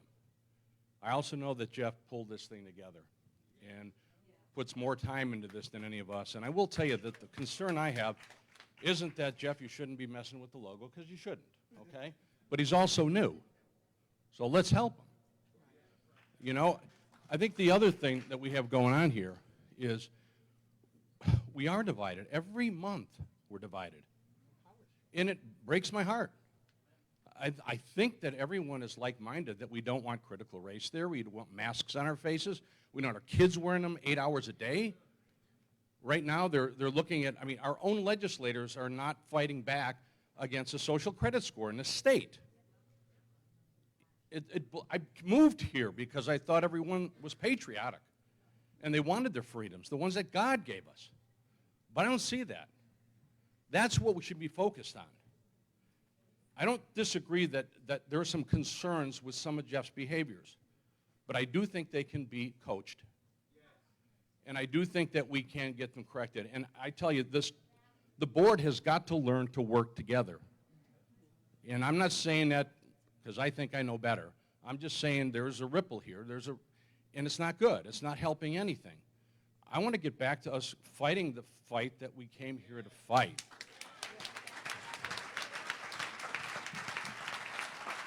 Thank you. So, for or against? Against.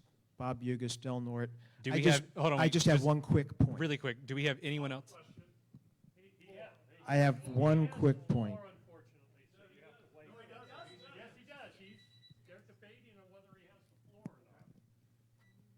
I just want to draw attention to something that's in the motion, so everybody sees it. That's all I'm asking.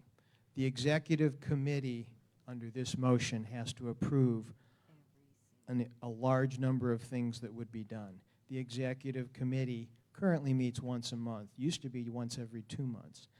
If we didn't have something simpler than this, say the officers or some other mechanism, you would effectively cripple everybody who would be trying to do anything on behalf of the committee. Thank you. Okay.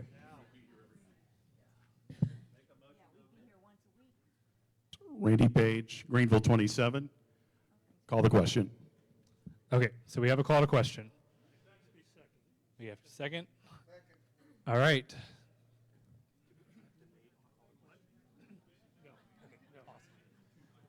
All right, so I think the easiest thing is going to be for us to do a standing vote just based on the reactions that I got during this. So could I get the teller committee?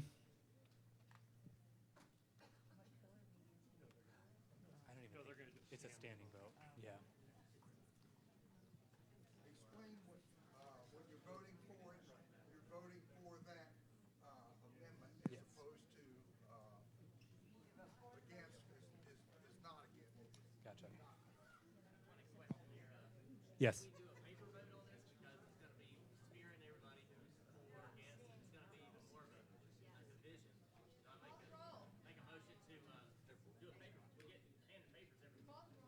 So we have a motion to do a paper ballot. Is that? Hold on, I'm gonna run it by the parliamentarian. Hold on. I'm chair of the teller committee tonight. Okay. So if we have a motion on the floor to do a written vote. No, we don't do secret ballots here. It's not complicated. You call for a voice vote. If you can't tell, then you ask for division. Yeah, I'll ask just- for division, then you stand up. Okay. Okay, go ahead and do the point. Okay, so standard operating procedure is going to be that we're going to do a voice vote. If it's not clear by that, we're going to do a standing vote. Then it goes to a paper ballot vote after that, if that's in question still. Okay, so we're going to do a voice vote to start. So if you are voting for the motion, you are voting for the motion that Stephen Brown has presented tonight that we've been debating. And if you're voting against the motion, you're voting Yeah. If you're voting against the motion, you are voting against the written motion that has been handed out tonight and debated. So all in favor of the motion, ECs and proxies voting only, I mean president if you're a proxy too, please say aye. Aye. All opposed? No. Okay. So now we are going to do a standing vote.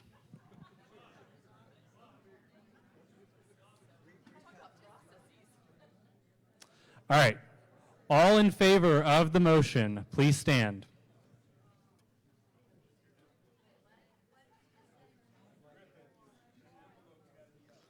Also, have your envelopes up when you stand if you're for the motion right now.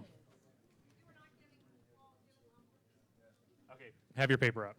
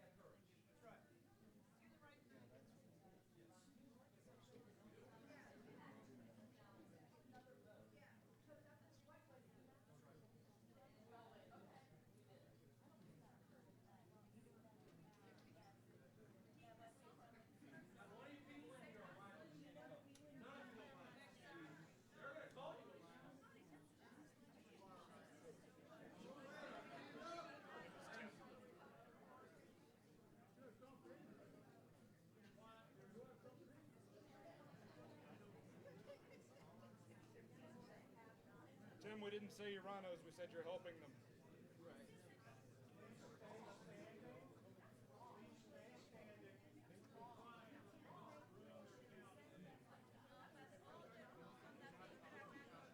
We can talk about it. It is my opinion.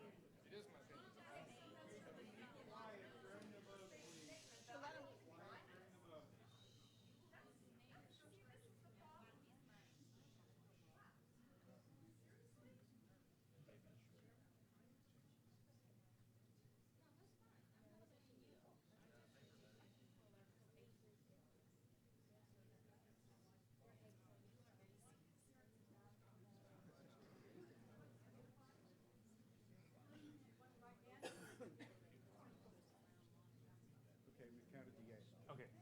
All right. Everyone can sit down now.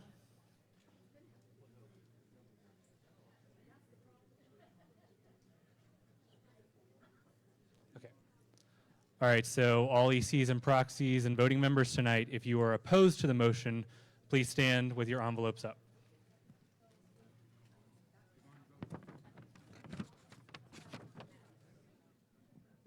Anyone voting does need to be in these middle two sections or you will not be counted.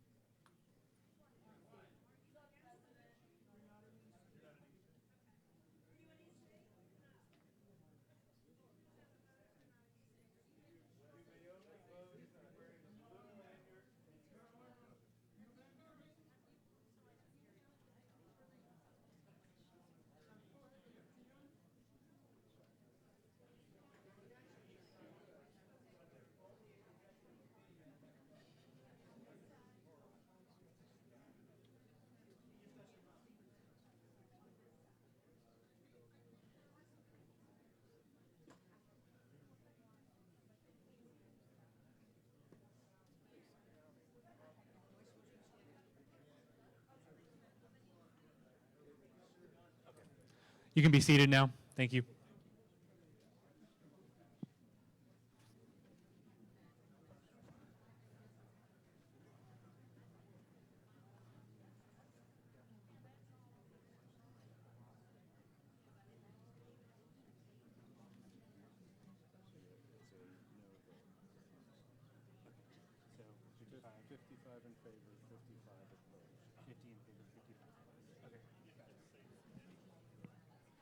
Okay, so the nays have it 55 to 50.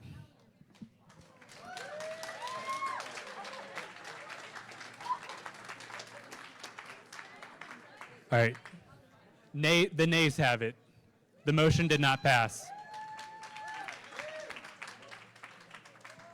Thank you, Griffin. Thank you, everyone. Let me just make a statement real quick before we get back to the amended agenda. I'm more than happy to do anything the body wants. I have voluntarily ceded power back to our board. That's not something I think occurred under Nate Loip. I've asked our rules people for the drafting of the new rules or the new rules that we'll elect or vote on at the convention in next April of next year to give power back. I don't want the Nate Loips of the world. I don't want the people that came before Nate. I don't want the rhinos in control of the Greenville County Republican Party. I want the people in control of the Greenville County Republican Party. What we went through, and we'll go through the agenda, and actually you'll find some more facts. We're yes, ma'am. Again, you want to give people the facts. We Yes. understand. There's a whole agenda about the facts, please. I know. That we understand that there was a board meeting last week Yes. in which the board of this body ended up having police called, and as a body, we need to know because this is our board. Yep. This is a point of information.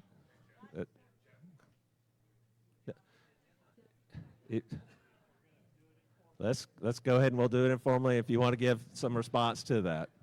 Okay, so the board had absolutely nothing to do with the police being called. You want to know who called the police? I did. Okay? Because if somebody comes to your home or your business, and I'll just put me in this position. If I come to any single one of your homes and I cause a disruption and I tell you to leave, or you tell me to leave, and I tell you, no, I'm going to stay, guess what? You're going to call the police. You're going to have me taken out. Correct? Because if you say no, I'm coming to your house tonight. It's that simple. Okay? So the board had nothing to do with it. So it doesn't need to be brought up. You got an issue with it, you come to me and talk to me about it. Because I'm a man and I'll talk to you about it. Just to add one extra point there was a request to issue a trespass notice against against Mr. Bollinger, and we actually said not to. So, I mean, we do believe in giving people opportunities and chances, but if we want to hear some of this, go ahead, David. My name is Dave Bollinger. I'm President Cambridge. And I was the one that the police was called on. And the reason why is that there was an executive board meeting, and I went to that meeting in a separate car from my wife. My wife, Tina, is on the board. I went in one car, she went in another. I was returning, because Tina asked me, to return materials that she used at the Tuesday, or not Tuesday, but at the Saturday training session that was going on. It couldn't fit in her car, so I went and returned it. There's some other information that Cowboy or Jeff isn't providing. It's all in there. We're trying to get there. We're trying to do it. Well, then you need to let me finish. Yes, sir. Okay? Go ahead. I'm a president. It's okay. We're not going to be what the old guard established. Please speak, David. You're gonna. Well, I'm sorry you're getting a headache, but you need to give me a little bit of grace here, okay? Because when I showed up, I pulled up in my truck. Cowboy approaches me immediately and tells me, "You need to get out of here. You need to leave now. You're causing trouble here." I just got out of my truck. I was carrying items into the headquarters. I had a reason to be there. And when I was going to leave, when I got done, I was going to leave.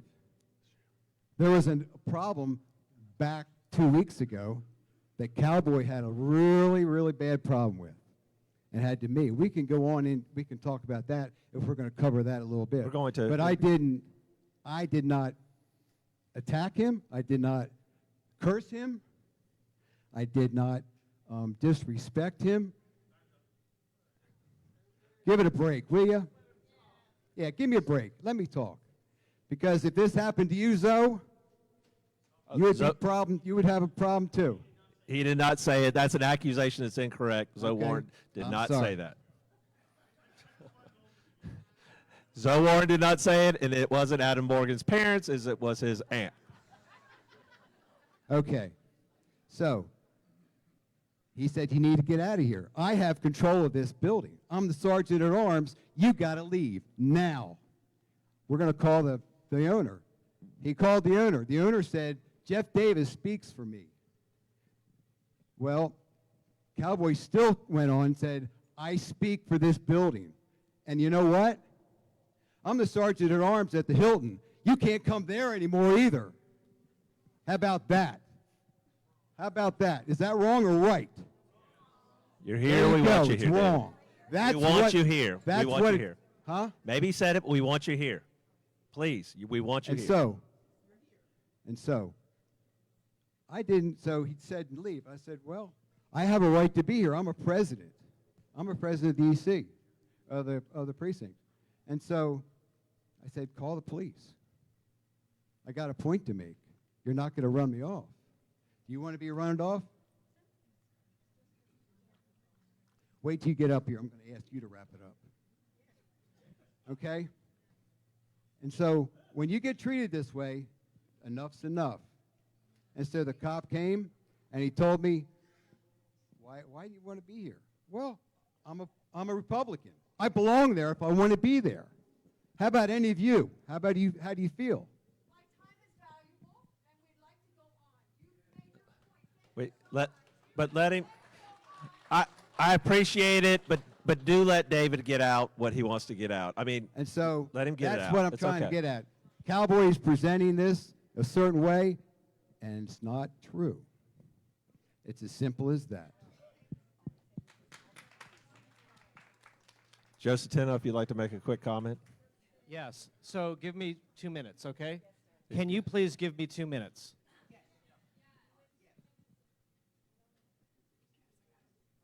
Your time is too valuable for us to do this again.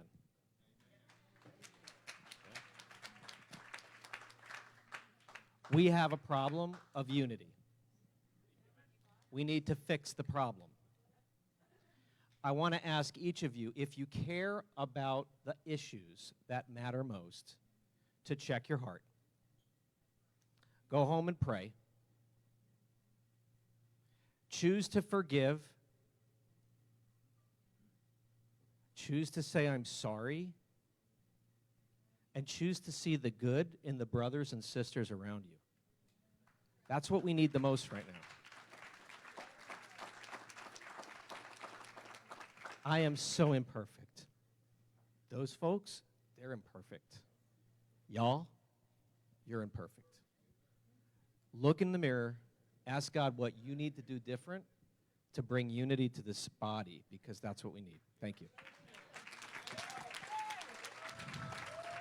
Thank you, Joe. Joe chairs our Civic Engagement Committee, and he's very skilled at what he does. I just want you guys to know, I'm not necessarily that opposed to that motion in the sense that I don't want to ask 151 people, 109, 110, but I definitely want to ask the board. I did ask the board. The board approved the Trump logo. If anybody ever said anything, Stephen Brown never said anything about the "my" on there. It's on his thing. The day he was elected, we gave it to him. It's on his little name tag, and he never said a word to me. If somebody's got a problem with anything, that's why we have these coffees on Friday. Come talk to me. I'm not upset with some people that voted the other way as part for his motion. I'm okay with that, but I want you to ask the questions and understand what's going on. I'm not up here celebrating some massive victory. This is a massive loss in many cases. This is also a massive victory in the sense that people are seeing what's going on. How were you manipulated into voting? I'll throw a but either way. Why were you manipulated either way? There's some people that may blindly vote for me. There's some people that are blindly voting for what Stephen wanted to do. Learn for yourself. Ask the facts. I think Stephen told a lot of things that were not true. A lot of things. Maybe if you think I said something was not true, come ask me about it. Griffin said he spent 6 hours on the phone yesterday hearing about all kinds of stuff about the certificate of occupancy. I said, did you find out a whole bunch of stuff I lied about? Well, no. Because if you research, it takes a lot of time to do what we're doing. If you research it and you get down, dig into the truth. I will sit and meet and talk with anybody all day long. I'll talk with Abe. I'll talk with anybody. We want to be better. We want unity. We want to grow. We want to get massive. We've got 3 resolutions up here later, and we got to go. Come on, one real quick, Abe, and we'll move forward because they're going to kill me. They're going to kill me. I got 2 minutes. Hurry, Okay, boss. I got 2 minutes. All right, so my name is Abe Verghese, EC for Oakview Precinct. Right, they're missing one of the petitions for the zoning thing, Oh, so I if you got can get 3 it over to minutes. Bob Bugos. Thank you. All right, so Jeff, you and I are friends. All right, so this is not personal. I voted for the motion because I believe that was good protection for you. And I would want something like that for me, to have a body protect me from going off the reservation. You and I have had many good conversations. It's almost a 50-50 split. But I do think moving forward that to satisfy the 50 that voted for it, I would advise you to submit all the stuff that you're doing to the body, okay? Because I do believe in unity, and I do believe we need to move forward as one body. That's all I got to say. Would you be okay if I submitted it to the board? Or how do we get 150 people to okay everything? I think Stephen Brown and my brother-in-law Jeff Magg were not rhinos. I didn't call them. How do we get 150 150 people to approve it? Hold on. I'm asking. I'm willing to do it. I think in certain issues, it's important to have that done. And I think there was some reasonable, I think the motion was reasonable. So I just said I'm okay with it. I just said that I'm okay with getting the body. Does this body want the board? We can do this officially or whatever. Do we want the board or all 151 of you to answer, look at and review every document that goes out? Pick. What I'm not going to do is I'm not going to do it in a vacuum. So can we go forward? Are you real quick? I'm sorry, but I'm quick. I don't usually speak up that much, but I've been sitting back here. I'm Mary Ann Coleman, EC of Stonehaven, and there's a lot of things that nobody here knows what's going on. And I'm not going to waste my time in this group. If there's a lot of infighting going on here, I want to know how many board members are actually board members. Are you sitting on the fence, or are you in place? It was 5-2. 5-2 was about stopping Stephen Brown from doing what he's doing. He was not content with 5-2. He 5 to wanted. 2. He was not happy with 5-2, so he wanted to take it to the whole body. Everybody sitting here is going to remain on this board. Is Oh, there anybody out here these folks. that is not on, that was on the board and aren't on the board anymore? Could you raise your hand or stand up? Well, she's running for election. Okay, no, I want people that are What's not. the? Why? It's 2. Because I want to show that there are people that don't get along. And maybe that's where all this came from. We're learning. Yes, we threw everything at it. We got a whole bunch of different people, different skills, and now we're finding our level. Well, we have a very good operable board. If you and Stephen can't even get along, then we're in trouble. Oh, Stephen's a different personal agendas, and we will study that. Come watch this the Fish Head movie. You'll understand. Can Can I make a quick announcement? Who has the clipboard for the rezoning? Please. Somebody has it in this room. Who has it? Thank you. Listen, just so you know, I'll do this at coffee all day long. So, I mean, I know, but you wanted to talk? This next gentleman wanted to talk? I just want to say there's 2 people that are sitting in this group of supposedly patriots that are not up here, okay? And so there are things going on, and it's... Tina and Stephen Brown are very opposed to everything we're doing. It's okay. Jeff Yeah. sitting out here. Jeff Mag has resigned as treasurer. We're going to show. There's reasons for that. I'm sure. And we just have to get it together, or... God Okay. bless you all, but if this crap Well, starts this. at the top, I'm well in the targets. If you could do it in a minute, please. He can do it in a minute. Then that's it. We're going on. All right, Hudson Blau, EC of Circle Creek. Listen, I chaired a school board for 9 years. I made tons of newbie mistakes, and I've seen a few newbie mistakes of you, just quite honestly. I'm sure. But I think you're learning, and I think the new board's learning. Yep. There is no way you can reach out to everybody for every little thing you do.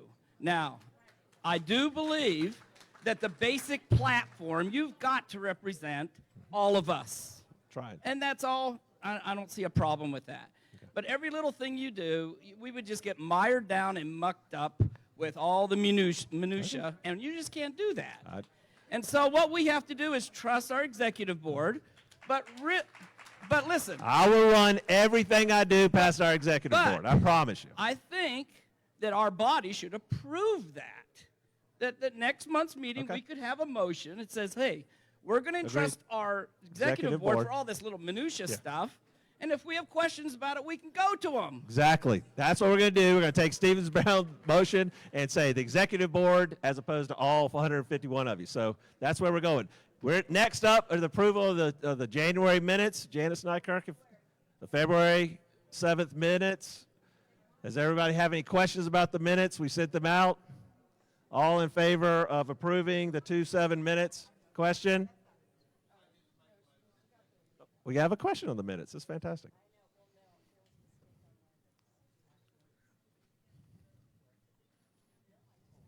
This may have been already addressed. I'm Diane Mitchell from Sugar Creek, and this may have already been addressed.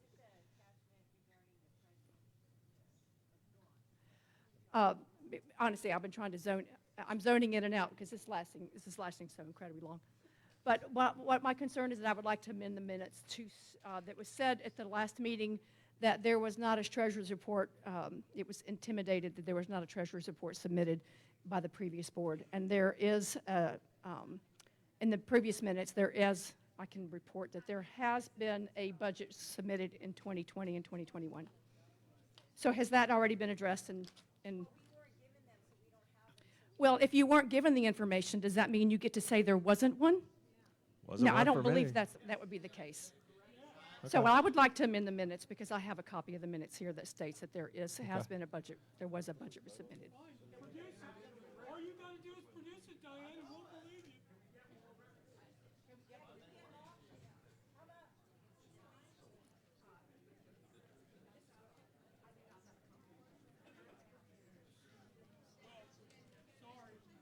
So are you making a motion to amend the minutes? I am making a motion to amend the minutes. reflect that to we were reflect given- that there was a budget report submitted to, There was a in budget 2020. report? I- Is that It what was, you it's in the minutes. That is the, yeah, there are 4 copies of the minutes. Thank you. So are we passing this or not? Of minutes? All right, we as a body do not have copies of these financial reports that were provided. As you know, the Jennifer Black and those folks gave it all to the other group or to the SCGOP. Do we want to amend the minutes? We could amend the minutes to reflect the fact that we never received or are unaware of financial reports. Jennifer had all the it was transferred to her, and then she transferred everything to the SCGOP. That's all I'm saying. That's what she told us. All right, all right. All in favor of the minutes as stated, say aye. Aye. All opposed? All right, the minutes stay as done. Next up is the chairman's report. We'll go through this quickly because I do want to get to these 3 resolutions. This is, I'd just like to thank Jeff Mack for his help and consideration in what he's been doing for us for treasurer. April 4th, we will have elections for both treasurer and second vice, which is Dakota's position, which she resigned because she's running the House District 18 race, which was required. We do have the balance for the Truist account, former BB&T SunTrust, Anadot. So at the beginning of March or February 28th, we had $14,247 in the bank. If you can go to the next page, please. This is the type of reporting, and as we go through these elections next month, if you're interested in treasurer, if you're interested in second vice chair, if you're interested in I'm a CPA tax attorney. I love this type of stuff. These are examples of what was done down in Beaufort County. They have $60,000 in the bank. They're doing all kinds of budgeting. That's the type of financial transparency we want to show everyone. What we want to do is be the leader in the state. And we need that type of financial reporting. This is what they're doing out of Beaufort County, and I think you've probably seen other things with other organizations. Republican Women's Club, I think, was one of them over there on the right. But that's the type of reporting that we're going to be looking for going forward. Jeff has done a fantastic job helping us get to this process of where we are. He and his wife do a lot of stuff on the school board task force. We're very excited that they'll be doing that for us. Next page. Oh, and Yvonne mentioned something very important. What we'll be looking for is a treasurer and an assistant treasurer at least, because it's a big job, so we want 2 people on it, and an audit committee. So we're looking for an audit committee that will actually delve down into our financial reports, make sure we're not doing any conflicts of interest or anything of that nature. We want transparency, and we want people looking into all of these things. So if you're an old retired CPA or what, I talked to somebody earlier about that, that's what we want. So we're looking for a treasurer, assistant treasurer, and audit committee. So we may actually have to form an audit committee next month. So next page is part of this chairman's report. On the 27th, we actually had Donald Trump endorse what we've been doing here in the state of South Carolina with training and reorg. Dan Schultz with the precinct strategy out in Arizona. He's a lawyer, retired West Point. He got endorsed by Donald Trump. Dan Schultz has endorsed my SCGOP. If you go to his front page, that's the video from him and Steve Bannon talking about precinct reorg in February 9th of last year. Really got this whole thing going. So what we're trying to do is educate more people, get more people involved in the process, because I think the more people involved, the less you're going to be able to fool folks. So we're really excited about that. Next page, please. Candidate recruitment. Is Joe Farmer still here?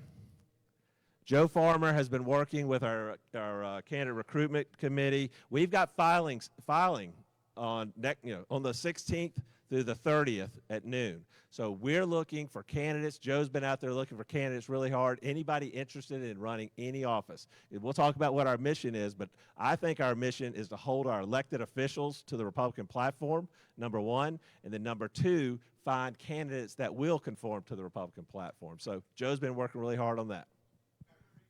Three things real quick. I'm happy to tell you that Greenville County 25, Ben Carper, many of you know Ben. Ben has agreed to run for county council. That's on kind of the western end. Oh, I thought it was 25. Okay, it's 23. I'm sorry, I must have got it mixed with this one. What we still need is South Carolina House District 25. Now, this is a little bit changed by the lines, but we're talking about Tanglewood, Carolina, Greenville 19 and 29, Grove, Donaldson, Woodmont, and Long Creek. The current Democrat is not going to run again. It gives us an opportunity, and these lines have been redrawn, and it's advantageous to us. So if you or someone you know lives in House District 25, please have them contact me or someone from the committee, because we would really like to have someone run there. It is also extremely important because filing will start in 2 weeks, and I have it on good authority. The Democrat that is planning on running for this is somebody who is far, far left. I mean, off the flat earth left. So we desperately need to find somebody here. And lastly, South Carolina House District 23. This is Aiken, Welcome, and then a lot of the city of Greenville with precincts 4, 6, 7, 8, 10, 26, 24, 25, and the Leawood community. The Democrat is going to run again, but that has, by redistricting, it has changed. It puts that one in play if we had somebody good. Now, we'll take somebody good to that, but if you live in that or you know somebody, please have them contact us because we're still searching hard there. Thank you.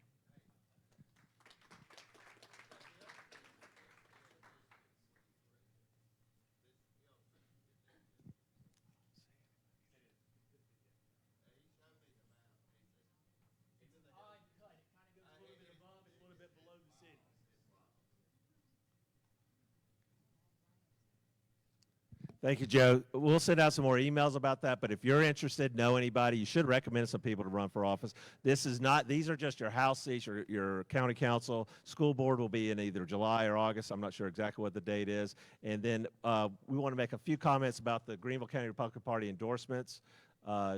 Elizabeth, did you want to, from the Rules Committee, comment on that? Yes, it is. Last meeting, Stephen Brown brought up potentially endorsing candidates, and this is the conclusion from the Rules Committee on whether we can or cannot endorse candidates. All right, thank you.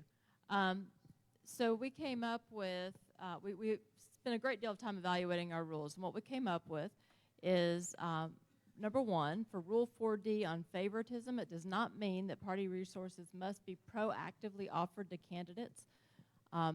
And then we wanted, we're asking the question, what are those party resources? And we suggest that a list be made and approved by the Executive Committee and published on the Greenville County GOP website. And B, a form or procedure for requesting, receiving, and using party resources should also be developed to assure proper use and the cessation of use after an election. Number two, candidate declaration, Rule 7A, makes it clear that the GCGOP should vet candidates using a Republican platform statement declaration form. No one has ever seen such a form. Therefore, we, the GCGOP, are free to create one that includes but is not limited to the guidelines in this rule. The information gathered through the vetting process, whether a candidate participates fully or not, may be published as long as the information is published in the same manner at the same time for all candidates per Rule 4D so as not to show favoritism. And the vetting process should be clearly defined and standardized with a reasonable deadline after the close of filing, after which the information gathered for all candidates may be published. 3, the best endorsement that we, the GCGOP, can give a candidate is for individual members to personally pick their candidate and actively work to get that candidate elected. Should individual GCGOP members choose to rally behind one candidate in the primary, that is their choice. The level to which the GCGOP supports a Republican candidate in the general election will be evidenced through the actions of the individual members at the GCGOP meetings. Incumbents, candidates, VIPs, executive committeemen, and members are, at certain times, invited to rise and be recognized to speak at meetings and may provide information and request assistance in a campaign for not only an elected office, but to support or oppose various legislation or public issues. And 4, Rule 4C8 states that the chairman and executive board officers shall refrain from wearing campaign paraphernalia while conducting a business meeting and/or county convention. Some that are in an official capacity at a meeting should be impartial in their appearance and speech. This might be extended to the credentialing tables, but not to the action hour tables. And we respectfully submit this as a very well thought out response from the Rules Committee. Thanks. But basically, the situation is, per the state and national rules, y'all concluded we cannot endorse candidates as a party. As a The county party. national rules, In a primary. the RNC will not endorse a state candidate in a primary unless 100% of the folks representing the state vote to endorse that candidate. Above us at the state level, which our rules say that we are beholden to their rules, right? So above us, our rules state that the only way they can endorse a candidate is not actually an endorsement. They do through a convention. This is what we did with President Trump. But we can't do it. I'm just trying to get to the answer. We can't do it, and I think we've if searched. we did it, we would be soundly corrected very quickly. So, and I don't think it's in the best interest of the party. Well, and that's a separate. Okay. What we're trying to figure out is from a rules perspective. Can we? Stephen Brown did the research, and the rules committee's coming back saying, per your reading of the rules, the committee's reading of the rules, we cannot do that. We cannot endorse candidates in a primary. The Greenville County, no county party. I don't think we would get away with that. I think we would be soundly corrected. Right, which means it's against the rules. That's. He broke his own rules Right. doing that. So we folks are not going to break the rules. As much as I would love to go out and endorse candidates in the primaries, we're not going to break the rules, which I just want y'all to realize that's what we're actually doing, is not breaking the rules, even though people are accusing us of breaking the rules. That's why if you're involved and you know the information and you're not fed a bunch of false facts, then you'll know that. But we cannot endorse candidates in a primary, correct? May I speak a few minutes? I'm sorry. Yes.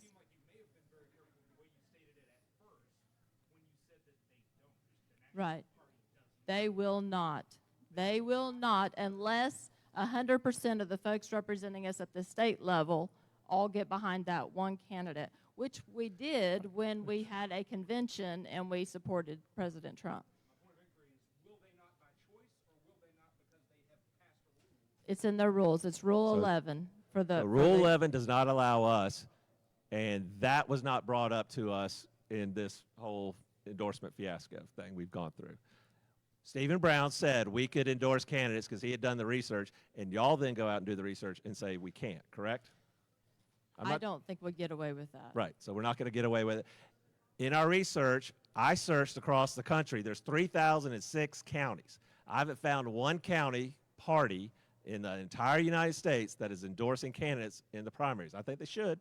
Maybe they should, but there is not. So does anybody know one county party in the entire country that is endorsing Republicans in a primary? So Greenville County would have been the first, and I'm not going to be the one that gets us in trouble. So you don't want us to get us in trouble. I'm not breaking the rules. So May I speak for just a moment? Sure. Just freely. Sure.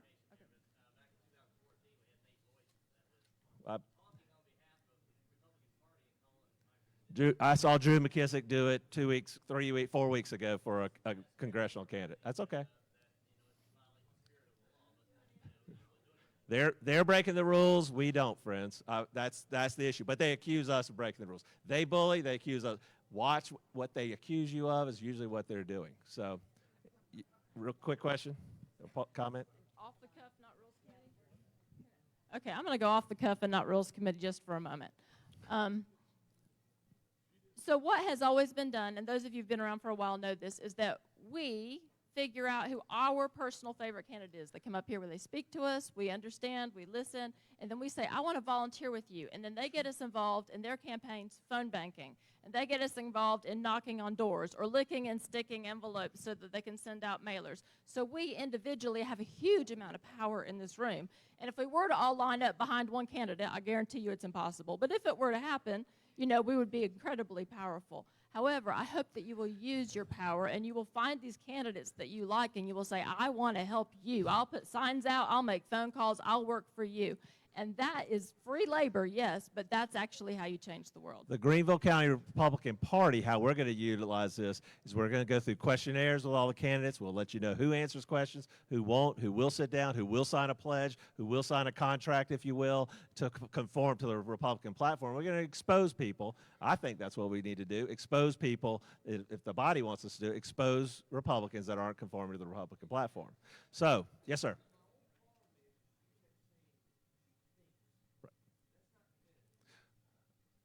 Well, I don't think, my guess is, from my conversations, the rules definitely do not allow us to do it. I believe it definitely doesn't. I think she's just trying to perhaps be courteous to Stephen Brown and not throw him under the bus for putting us through this entire thing. And we have caught more grief about this endorsement thing.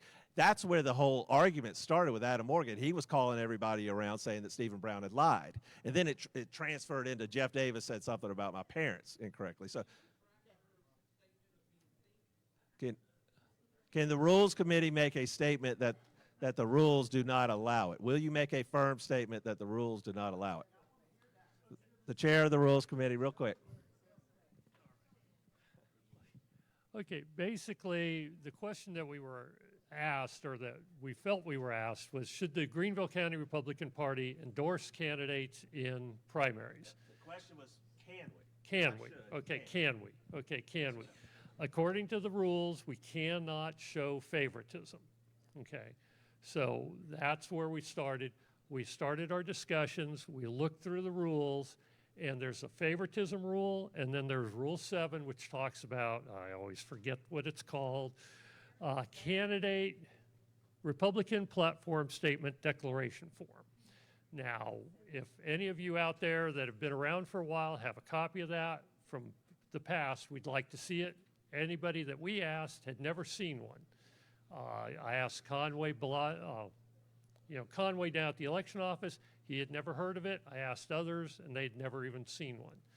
Okay, so that allows us to have a candidate answer questions based on the platform, and if they agree or disagree, type of thing. And then it goes on to say that we can also publish their responses or their lack of a response. And that is where we ended up saying we can do this if we do it equally to all the candidates at the same time. We aren't showing favoritism.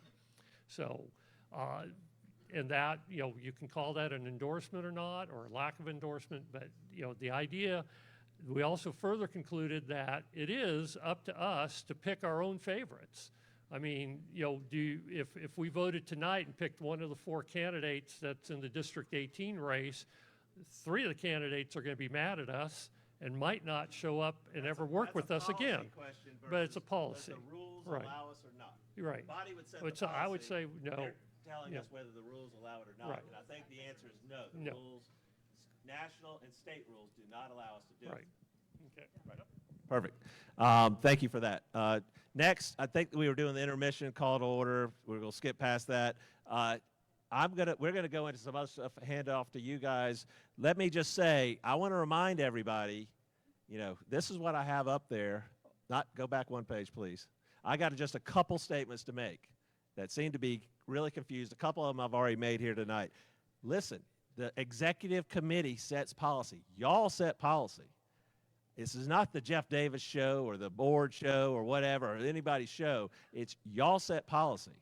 If y'all want to dial back and do nothing, I'll dial back and do nothing. It's great for my life. It's fantastic. I got 1,000 other things to do. But if you tell us the executive board, myself, to go out and expose people, we will go out and expose them. That's what I want to do, and I'm happy to do it. That's what we ran on. That's why we, the whole impetus of my SCGOP and all of those types of things. We want to expose the Rhino establishment and Republicans that are doing things that are telling us one thing and doing something else. I've told you 1,000 times, watch what they do, not what they say. I've also told you, do not trust me, because if you're trusting me, you're probably trusting somebody else you shouldn't be trusting. Now, y'all set the policy, the executive board implements it. We handle the daily operations. That's my understanding. We may make a formal motion about that to get formal information from y'all that y'all handle. Y'all set the policy, and you want us as a board to implement that policy. I do want you to know that we approved that Trump hair logo. It wasn't Jeff Davis going off and doing some crazy wild things. It was approved by the board. I am doing everything I can to push power back. I was shocked everybody was okay with it back then. Stephen Brown wasn't part of our board back then, so he never talked to me. He just ran out and said, Jeff's gone rogue. Jeff's changing the name of the Republican Party, all those types of things.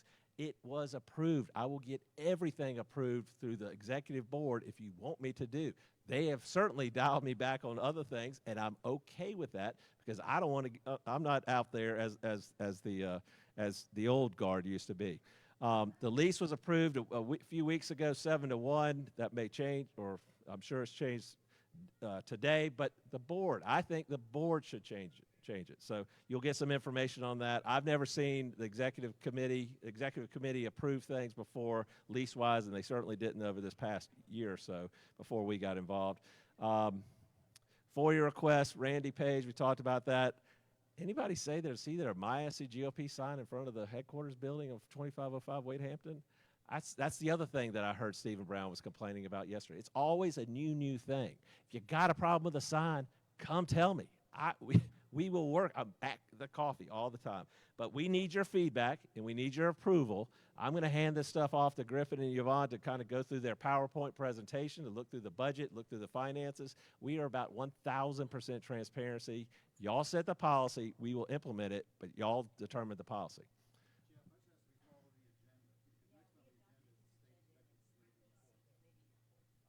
Oh, my apologies. Stephen Brown inserted himself into the agenda. Thank you. I'll be brief. This will be my last address to this body, and I want to be real clear. Think about it. You're involved, or you try to be involved in the Republican Party, I would think, to have conservative candidates elected. I would certainly hope so. That's the reason I've been around. We don't have any control over who we nominate as our candidates. Anybody can claim to be a Republican. They get signed up, and they can run as a Republican. Then you have a primary. Guess what? Anybody that's a registered voter gets to vote in that primary. That's why I have been pushing for closed primaries for a decade. I bill out my time at $400 an hour to my clients. I give this free here. I've just sat here for about 10 minutes and listened to this craziness. The Rules Committee wouldn't give you a direct answer. There is no rule that says we can't endorse candidates. Now, let me tell you, there is no rule. They'll have to show you one. That Rule 11, the RNC, doesn't apply to us. There's nothing in the SCGOP rules that do that. So they just said this, and then Jeff makes it sound like, oh, well, Stephen's taking us down this path because he doesn't know what he's talking about. I do know what I'm talking about, but y'all can follow whatever you want to follow. Don't listen to me. I don't care. Here's the bottom line. There is dishonesty here. There are things that are said that are untrue. I'm not going to stand around and watch it. I am not going to stand around and have a legal risk by being part of a group that has a chairman that goes out and makes statements that are untrue and not verifiable. I will tell you, I was at the building when the police were called. That was a ridiculous situation. That gentleman, Mr. Bollinger, did not do anything inappropriate or out of line. The police were called because they thought he had made a complaint to the Code Enforcement Department. The reason you have a Code Enforcement Department is to make sure they follow the code when they're doing work at a building. Bottom line was, though, Mr. Bollinger didn't even make a complaint. I went down to the Code Enforcement Office myself. He was not the man that made that complaint, and he was treated terribly. I would not want to have a headquarters at a place where a precinct president is not permitted to be on the property without being told to leave. So I'm going to continue my efforts to try and have integrity in our elections.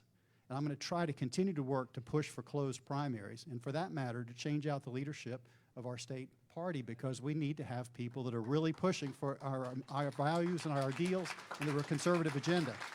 But I am not going to waste my time listening to this.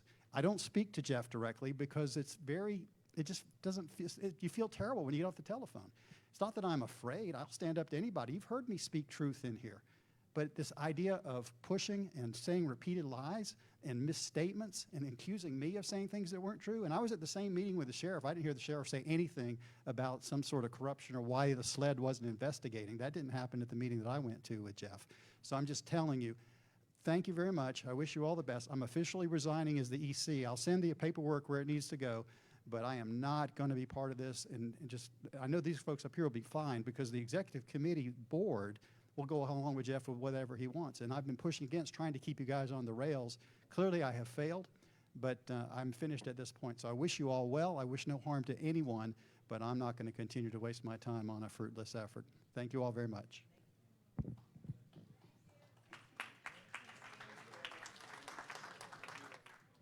Because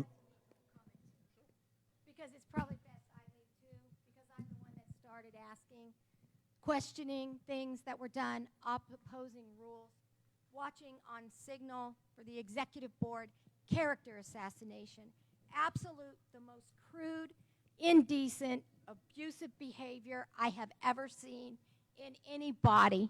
This body, I am sorry that you do not know what goes on behind the scenes, but this is absurd. What happens behind closed doors in order to keep information from you, this board gets together every month before one of these meetings and makes sure they push down every bit of agenda that they want you to swallow without you having any idea what is really going on. Jeff Davis can be the meanest man you have ever met. People warned us about his attacks. They have warned you about the things that they would do. I get phone calls at 11:30 at night, and he rips me up one side and down the other, accusing me of being incompetent. It's exactly ridiculous. And for you to sit here and do this, I won't watch him assassinate another person.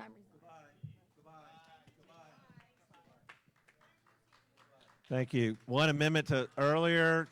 Next month, we will have elections for a new EC and a new fifth vice chair in charge of events. Next up.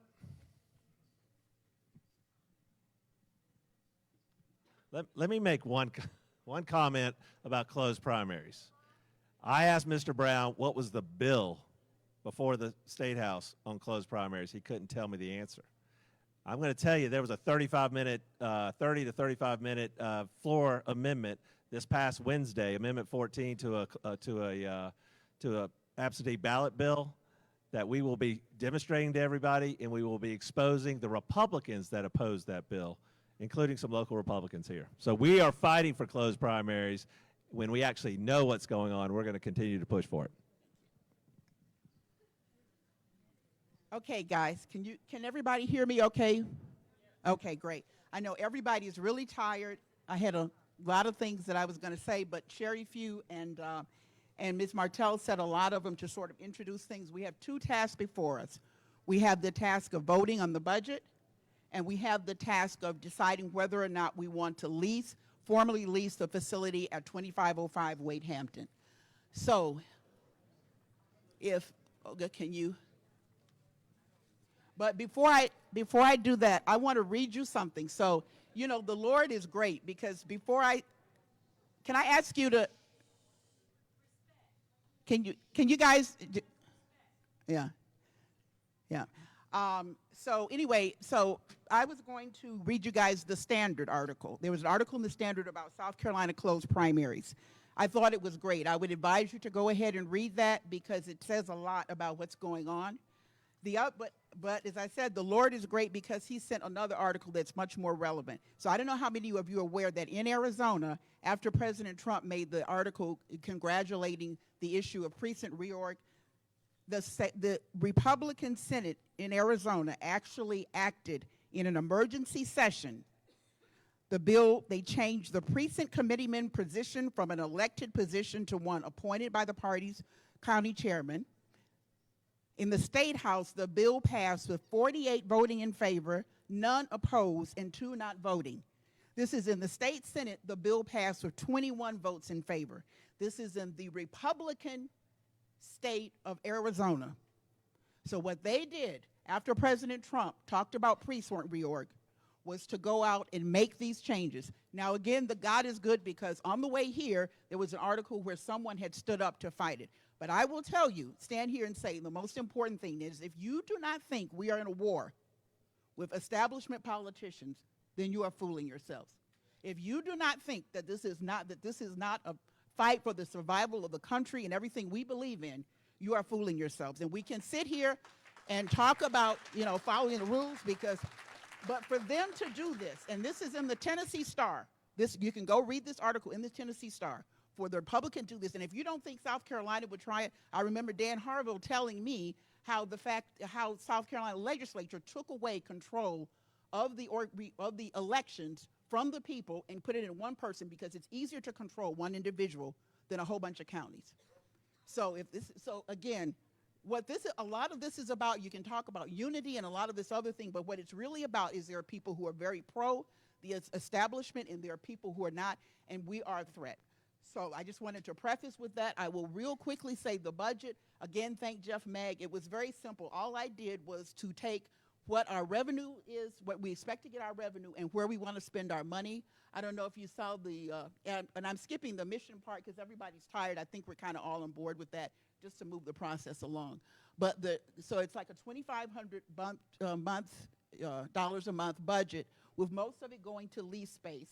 $1,250 would be for an office HQ type building, and then the others for the Hilton, and then the rest of the money is just kind of normal office supplies type things, nothing major. I would tell you that we spend more money on those types of activities than the previous GOP. They were not active. I was a member of the GOP from the time I moved here, and I can tell you I never saw Linda Craig out there holding doing protests. I never saw that level of activity, and I think that was by design. So that's what I ask you to vote on, which is the $2,500 a month budget. It's this old business, and then the other slide is again shows where that revenue comes from. The biggest source of it is precinct reorg. So that's the next two items. And so then real quick, Olga, can you show your office space video before I do the slide? Are you able to there?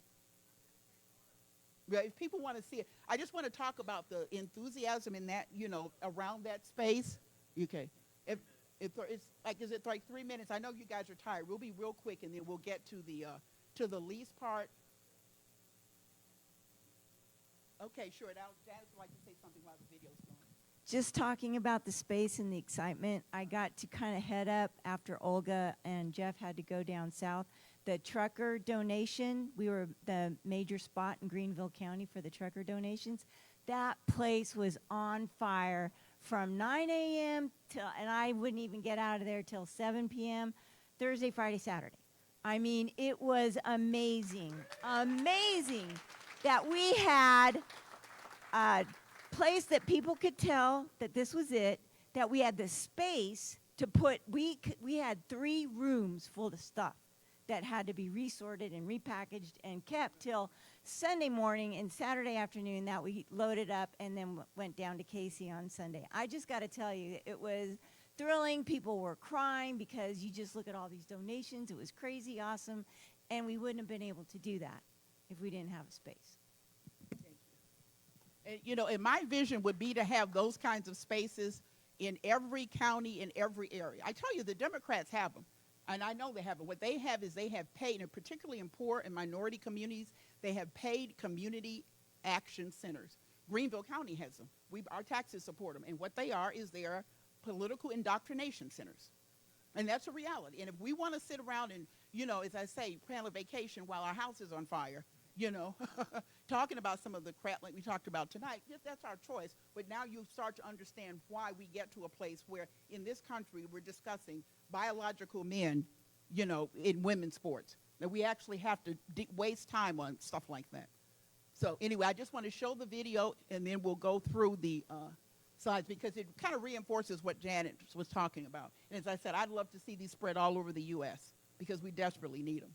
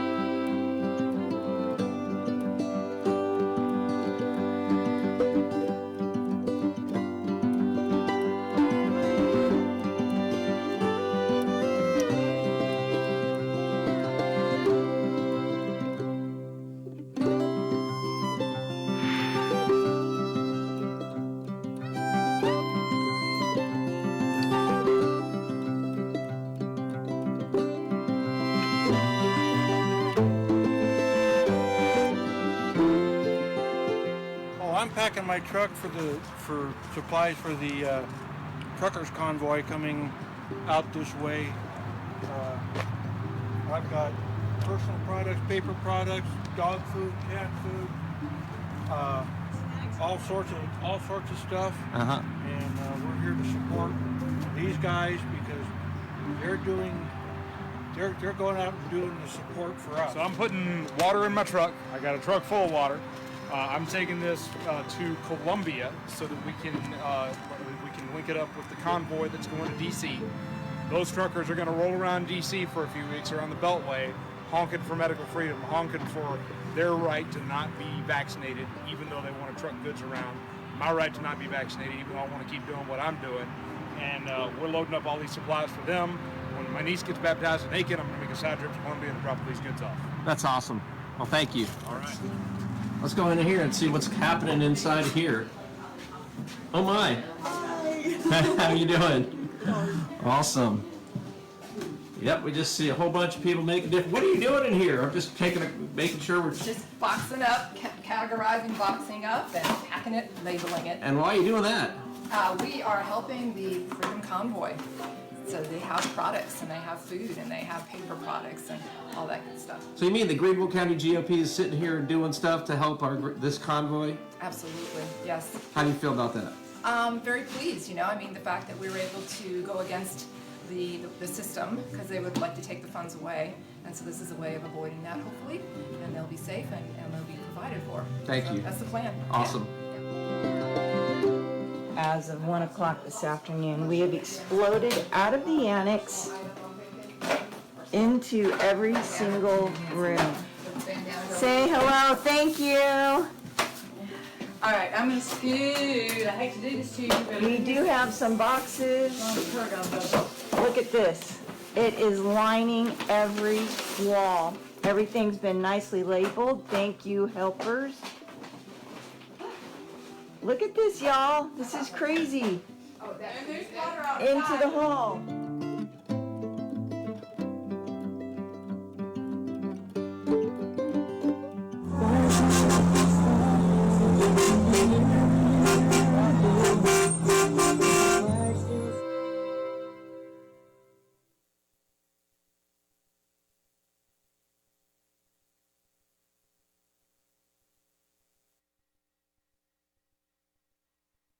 Yeah, and just one thing real quick before we let Stephen Bradshaw talk about the work that was done. I want to talk about the conflict of interest issue.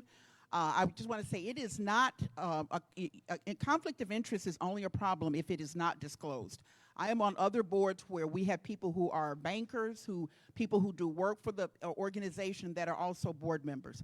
You know, everybody who has a 401k, if you own stock in your company, there's no conflict of interest unless there's some appearance of impropriety or it is not disclosed. So I know that's a concern with some people. I did not have a problem with Adam Morgan's, whoever this family member was. That's not an issue. And particularly with the concept of where we want to keep conservative money within ourselves, I mean, I think it's a good thing. So as long as everything is above board and there's no concerns and we can't find a better deal, I don't think we should be as a body concerned about a conflict of interest unless people are using it as a weapon. Again, back to this whole issue of people trying to derail the whole populist politics movement. So at that point, I'd like to give Stephen a few minutes of your time. I know it's tired, but we'll get there. All right, so going back to the office, I'm going to break it down to you, financial report. We passed a basket a couple of times in here about renovation stuff. None of that money anybody was forced to give. None of it. You gave it out of your hearts because you wanted to help. Okay? That was, I think, it's in the minutes. It was $1,306. Okay? Let me tell you something. Over $20,000 of cash out of Jeff and Olga's pocket went to that building. Not a dime of that came out of the GCGOP budget. Not a dime. Over $40,000 in labor. Let me ask you this. Raise your hand if you spent more than 10 hours at the office helping. Raise your hand if you spent more than 50 hours at the office. 100 hours. 200 hours. You all notice my hand's still up. I've got over $45,000 worth of labor in that building. And guess what? I didn't charge a freaking dime for it.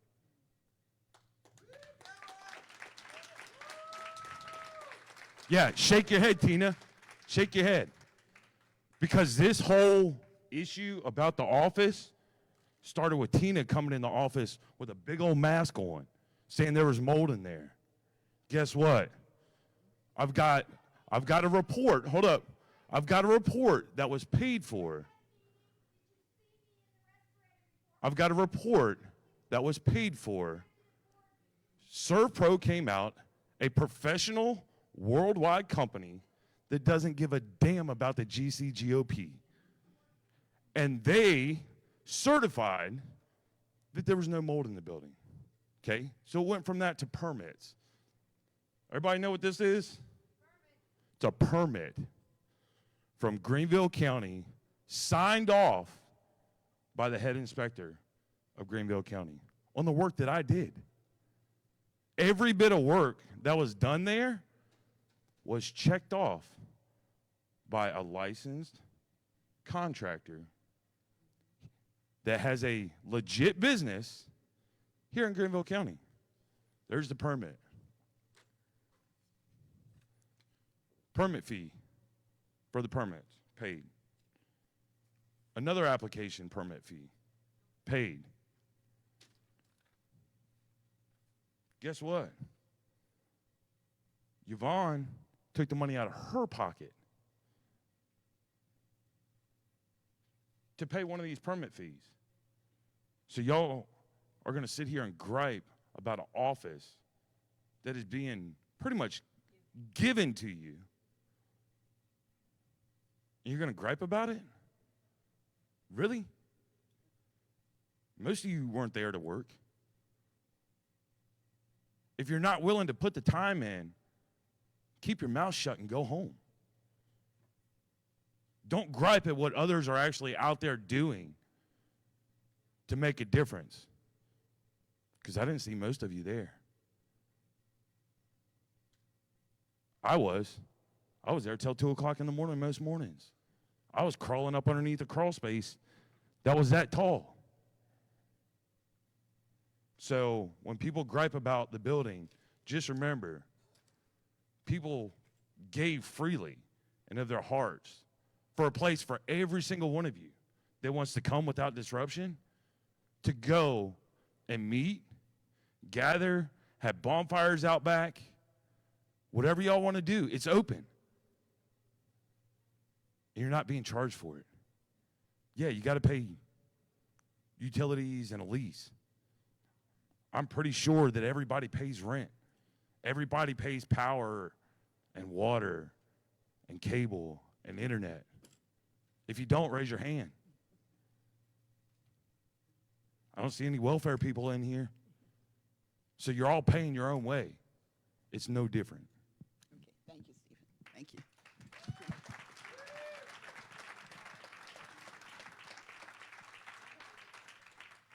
And again, just to reiterate, there is a lot of emotion around because there was a lot of hard work by everyone. And I think people are not upset about legitimate questions being raised about safety. The whole issue became is that there's a lot of questions. A lot of these questions seem to be raised not because they're in the interest of servant leadership to really solve a problem or help create the space, but more around the issue of trying to derail the.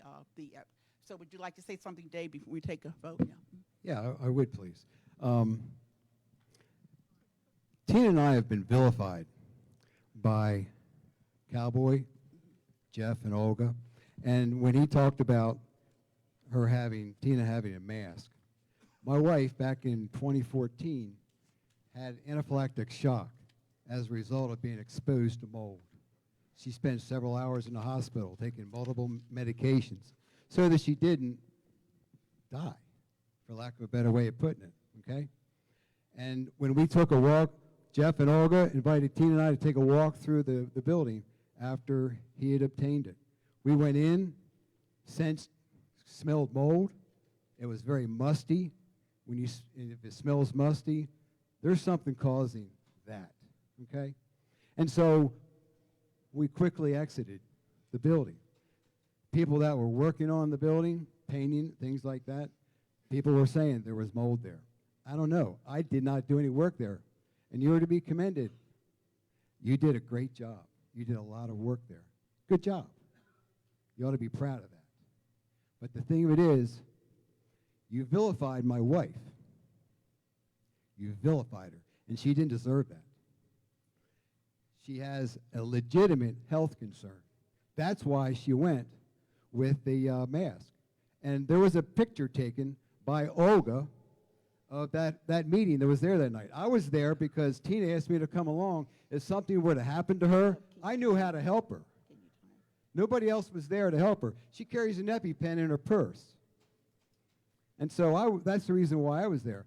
Olga decides to take a picture, and Tina was excluded in that picture, or she photoshopped her out, okay? And then Olga posted this photograph on the signal feed, my SCGOP signal feed. Tina's no picture of Tina. Then after this arrest thing, or the cops were called, all of a sudden, Cowboy is now the administrator for my SCGOP signal feed. He wasn't before. In fact, he had taken himself off weeks before. Now, all of a sudden, Cowboy is the administrator. Who had the ability to make him the administrator? Jeff and Olga. When Cowboy's there, you guys have heard about cancel culture, haven't you? Have you heard about cancel culture? How about you, Jim? Have you heard about it? I've heard about it. Good deal. But I haven't heard it from you. Okay, well, you're hearing it from me now. Okay, so you're saying. Okay. No, I don't think we're done. Not yet. Okay. You gave him a chance. Let me finish. Okay. And I'll be quick. Okay. And so he goes and takes Tina off of the signal feed, then posts pictures of her with her mask and ridiculing her, bad-mouthing her, bad-mouthing me, accusing us of being the ones that made the complaint. It wasn't me. And so that's that. And you know, the thing of it is it's disgusting, really. And I don't know what to say other than. Well, thank you, Dave. We appreciate your comments, and you know, well, okay, thank you. I'd just like to have Joe. I really like your comments, so you know, I think you got to remind us of what you just reminded us of a few minutes ago, if you don't mind. Thank you. And we can. So first of all, I want to say that I've spent time with Dave and Tina at their house, and they're wonderful people. Yeah. They're awesome. And I've spent time with Jeff and Olga, and they're awesome. And I've spent time with all you people, and you're all awesome. And yeah. You know, one thing I learned in my life is we have an enemy, and he's got a plan.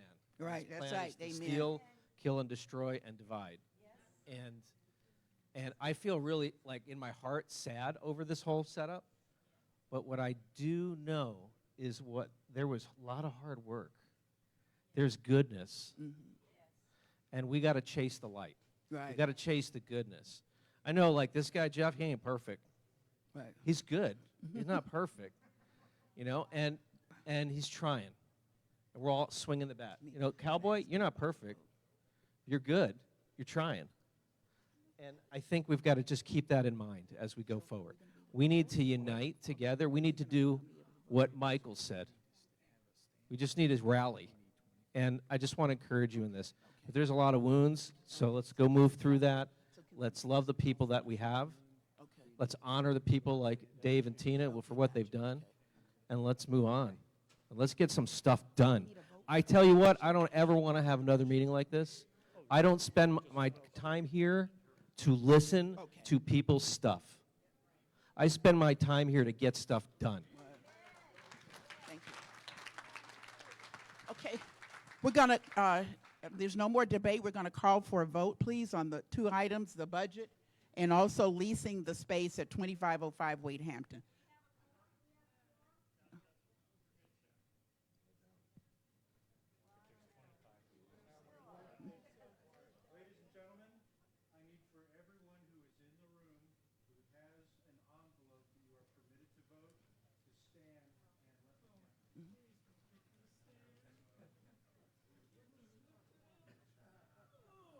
5:25.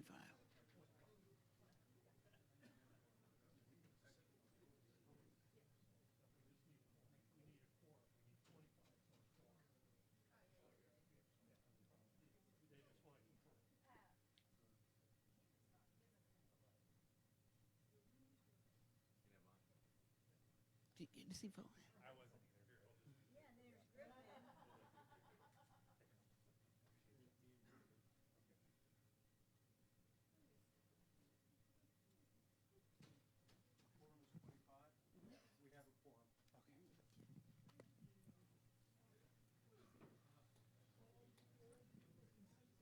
Okay. Okay, how many?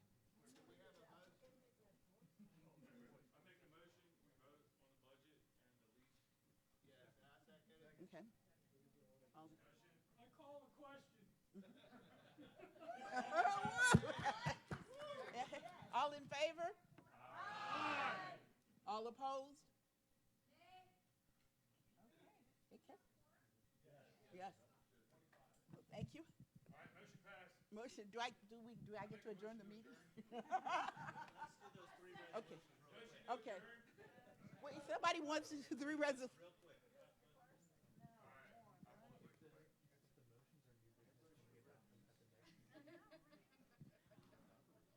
Yeah. Yeah.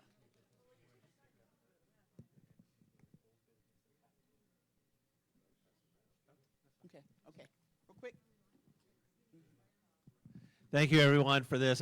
Let me just again reiterate and state, anybody that has a problem, voted against this, has issues or questions or concerns, just call us. Come talk to us. I mean, call me, call someone else on the executive board. We want to figure out what the issues and questions and concerns are. I'm hearing a whole lot of stuff quickly exited. I mean, Tina she had her face covered and then took it down and said this was December 2nd, said there was no mold in there because she would have reacted. And so things have changed, but let's just move. All right, before I yell out, we have 2 resolutions coming out. There's a resolution regarding policy. Hopefully everyone has read this. We'd like to submit this resolution. I'll read it into the record real quick. Resolution of the Greenville County Republican Party regarding policy for our mission statement. Whereas the Greenville County Republican Party, Rule 2A states, the purpose of the Greenville County Republican Party shall be to promote Republican philosophy, principles, and creed throughout the county. Number 2, work for the election of party candidates. And number 3, increase the effectiveness of individuals in the cause of good government through political participation. Whereas the Executive Committee of the Greenville County Republican Party sets policy on behalf of the GCRP, and whereas the GCRP chairman and executive board are charged with implementing the policy set by the GCRP Executive Committee, and whereas the GCRP chairman and majority of the executive board have considered and approved of the below mission statement, and whereas the GCRP chairman and executive board would like formal direction from the GCRP Executive Committee as to the policy path going forward, now therefore be it resolved that as an official policy mission of the GCRP Executive Committee, we shall actively endeavor to hold our elected Republican Party officials to the Republican platform, find candidates that will conform to the Republican platform, and implement this policy in part by significantly growing our membership with Republicans dedicated to this endeavor. Do we want to hold our Republican, and we've got copies of these 3 up here if you're a DC or want to read them, they're up here. But the question is, do we want to hold our Republican officials, elected officials, to the Republican platform? I thought it was pretty plainly stated too, and while we're all here, that became a question for Stephen Brown, hence the issue.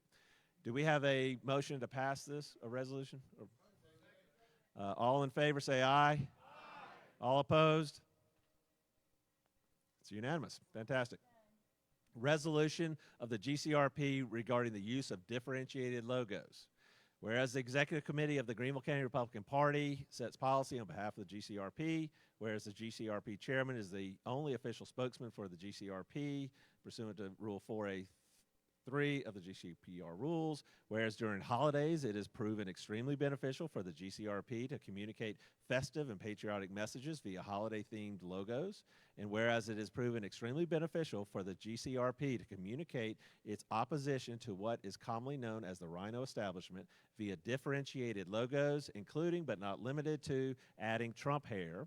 And whereas it is the use of such differentiated logos, specifically the Trump hair, has brought the GCRP national press attention, and whereas it has been reported that President Trump himself and his family members have expressed pleasure at the Trump hair differentiated logo, and whereas the GCRP Executive Board approved the use of the Trump hair differentiated logo in August of 2021, now therefore, and I've limited my powers here, be it resolved that the GCRP Executive Committee hereby authorizes the use of the GCRP logo with number 1, holiday themes, and number 2, differentiated logos reflecting its purpose in Rule 2A and any GCRP mission statement, which we just passed, by the GCRP chairman after consultation and general polling agreement of the GCRP Executive Board, Executive Committee, and our membership at large. So we're not going to take official votes on differentiated logos, but if the board, if the executive committee has problems, let us know and we will poll folks, do an official motion, whatever. But we can't be asking every time we want to put shamrocks on an elephant. So do we have a motion to pass this? Any seconds? All in favor, say aye. Aye. All opposed? Okay. Favoritism? Putting hair? I mean, he's not a candidate for anything. Okay, that's an interesting thing. And if he becomes a candidate, we should certainly revisit that. And that's a good point. Bring that to our attention.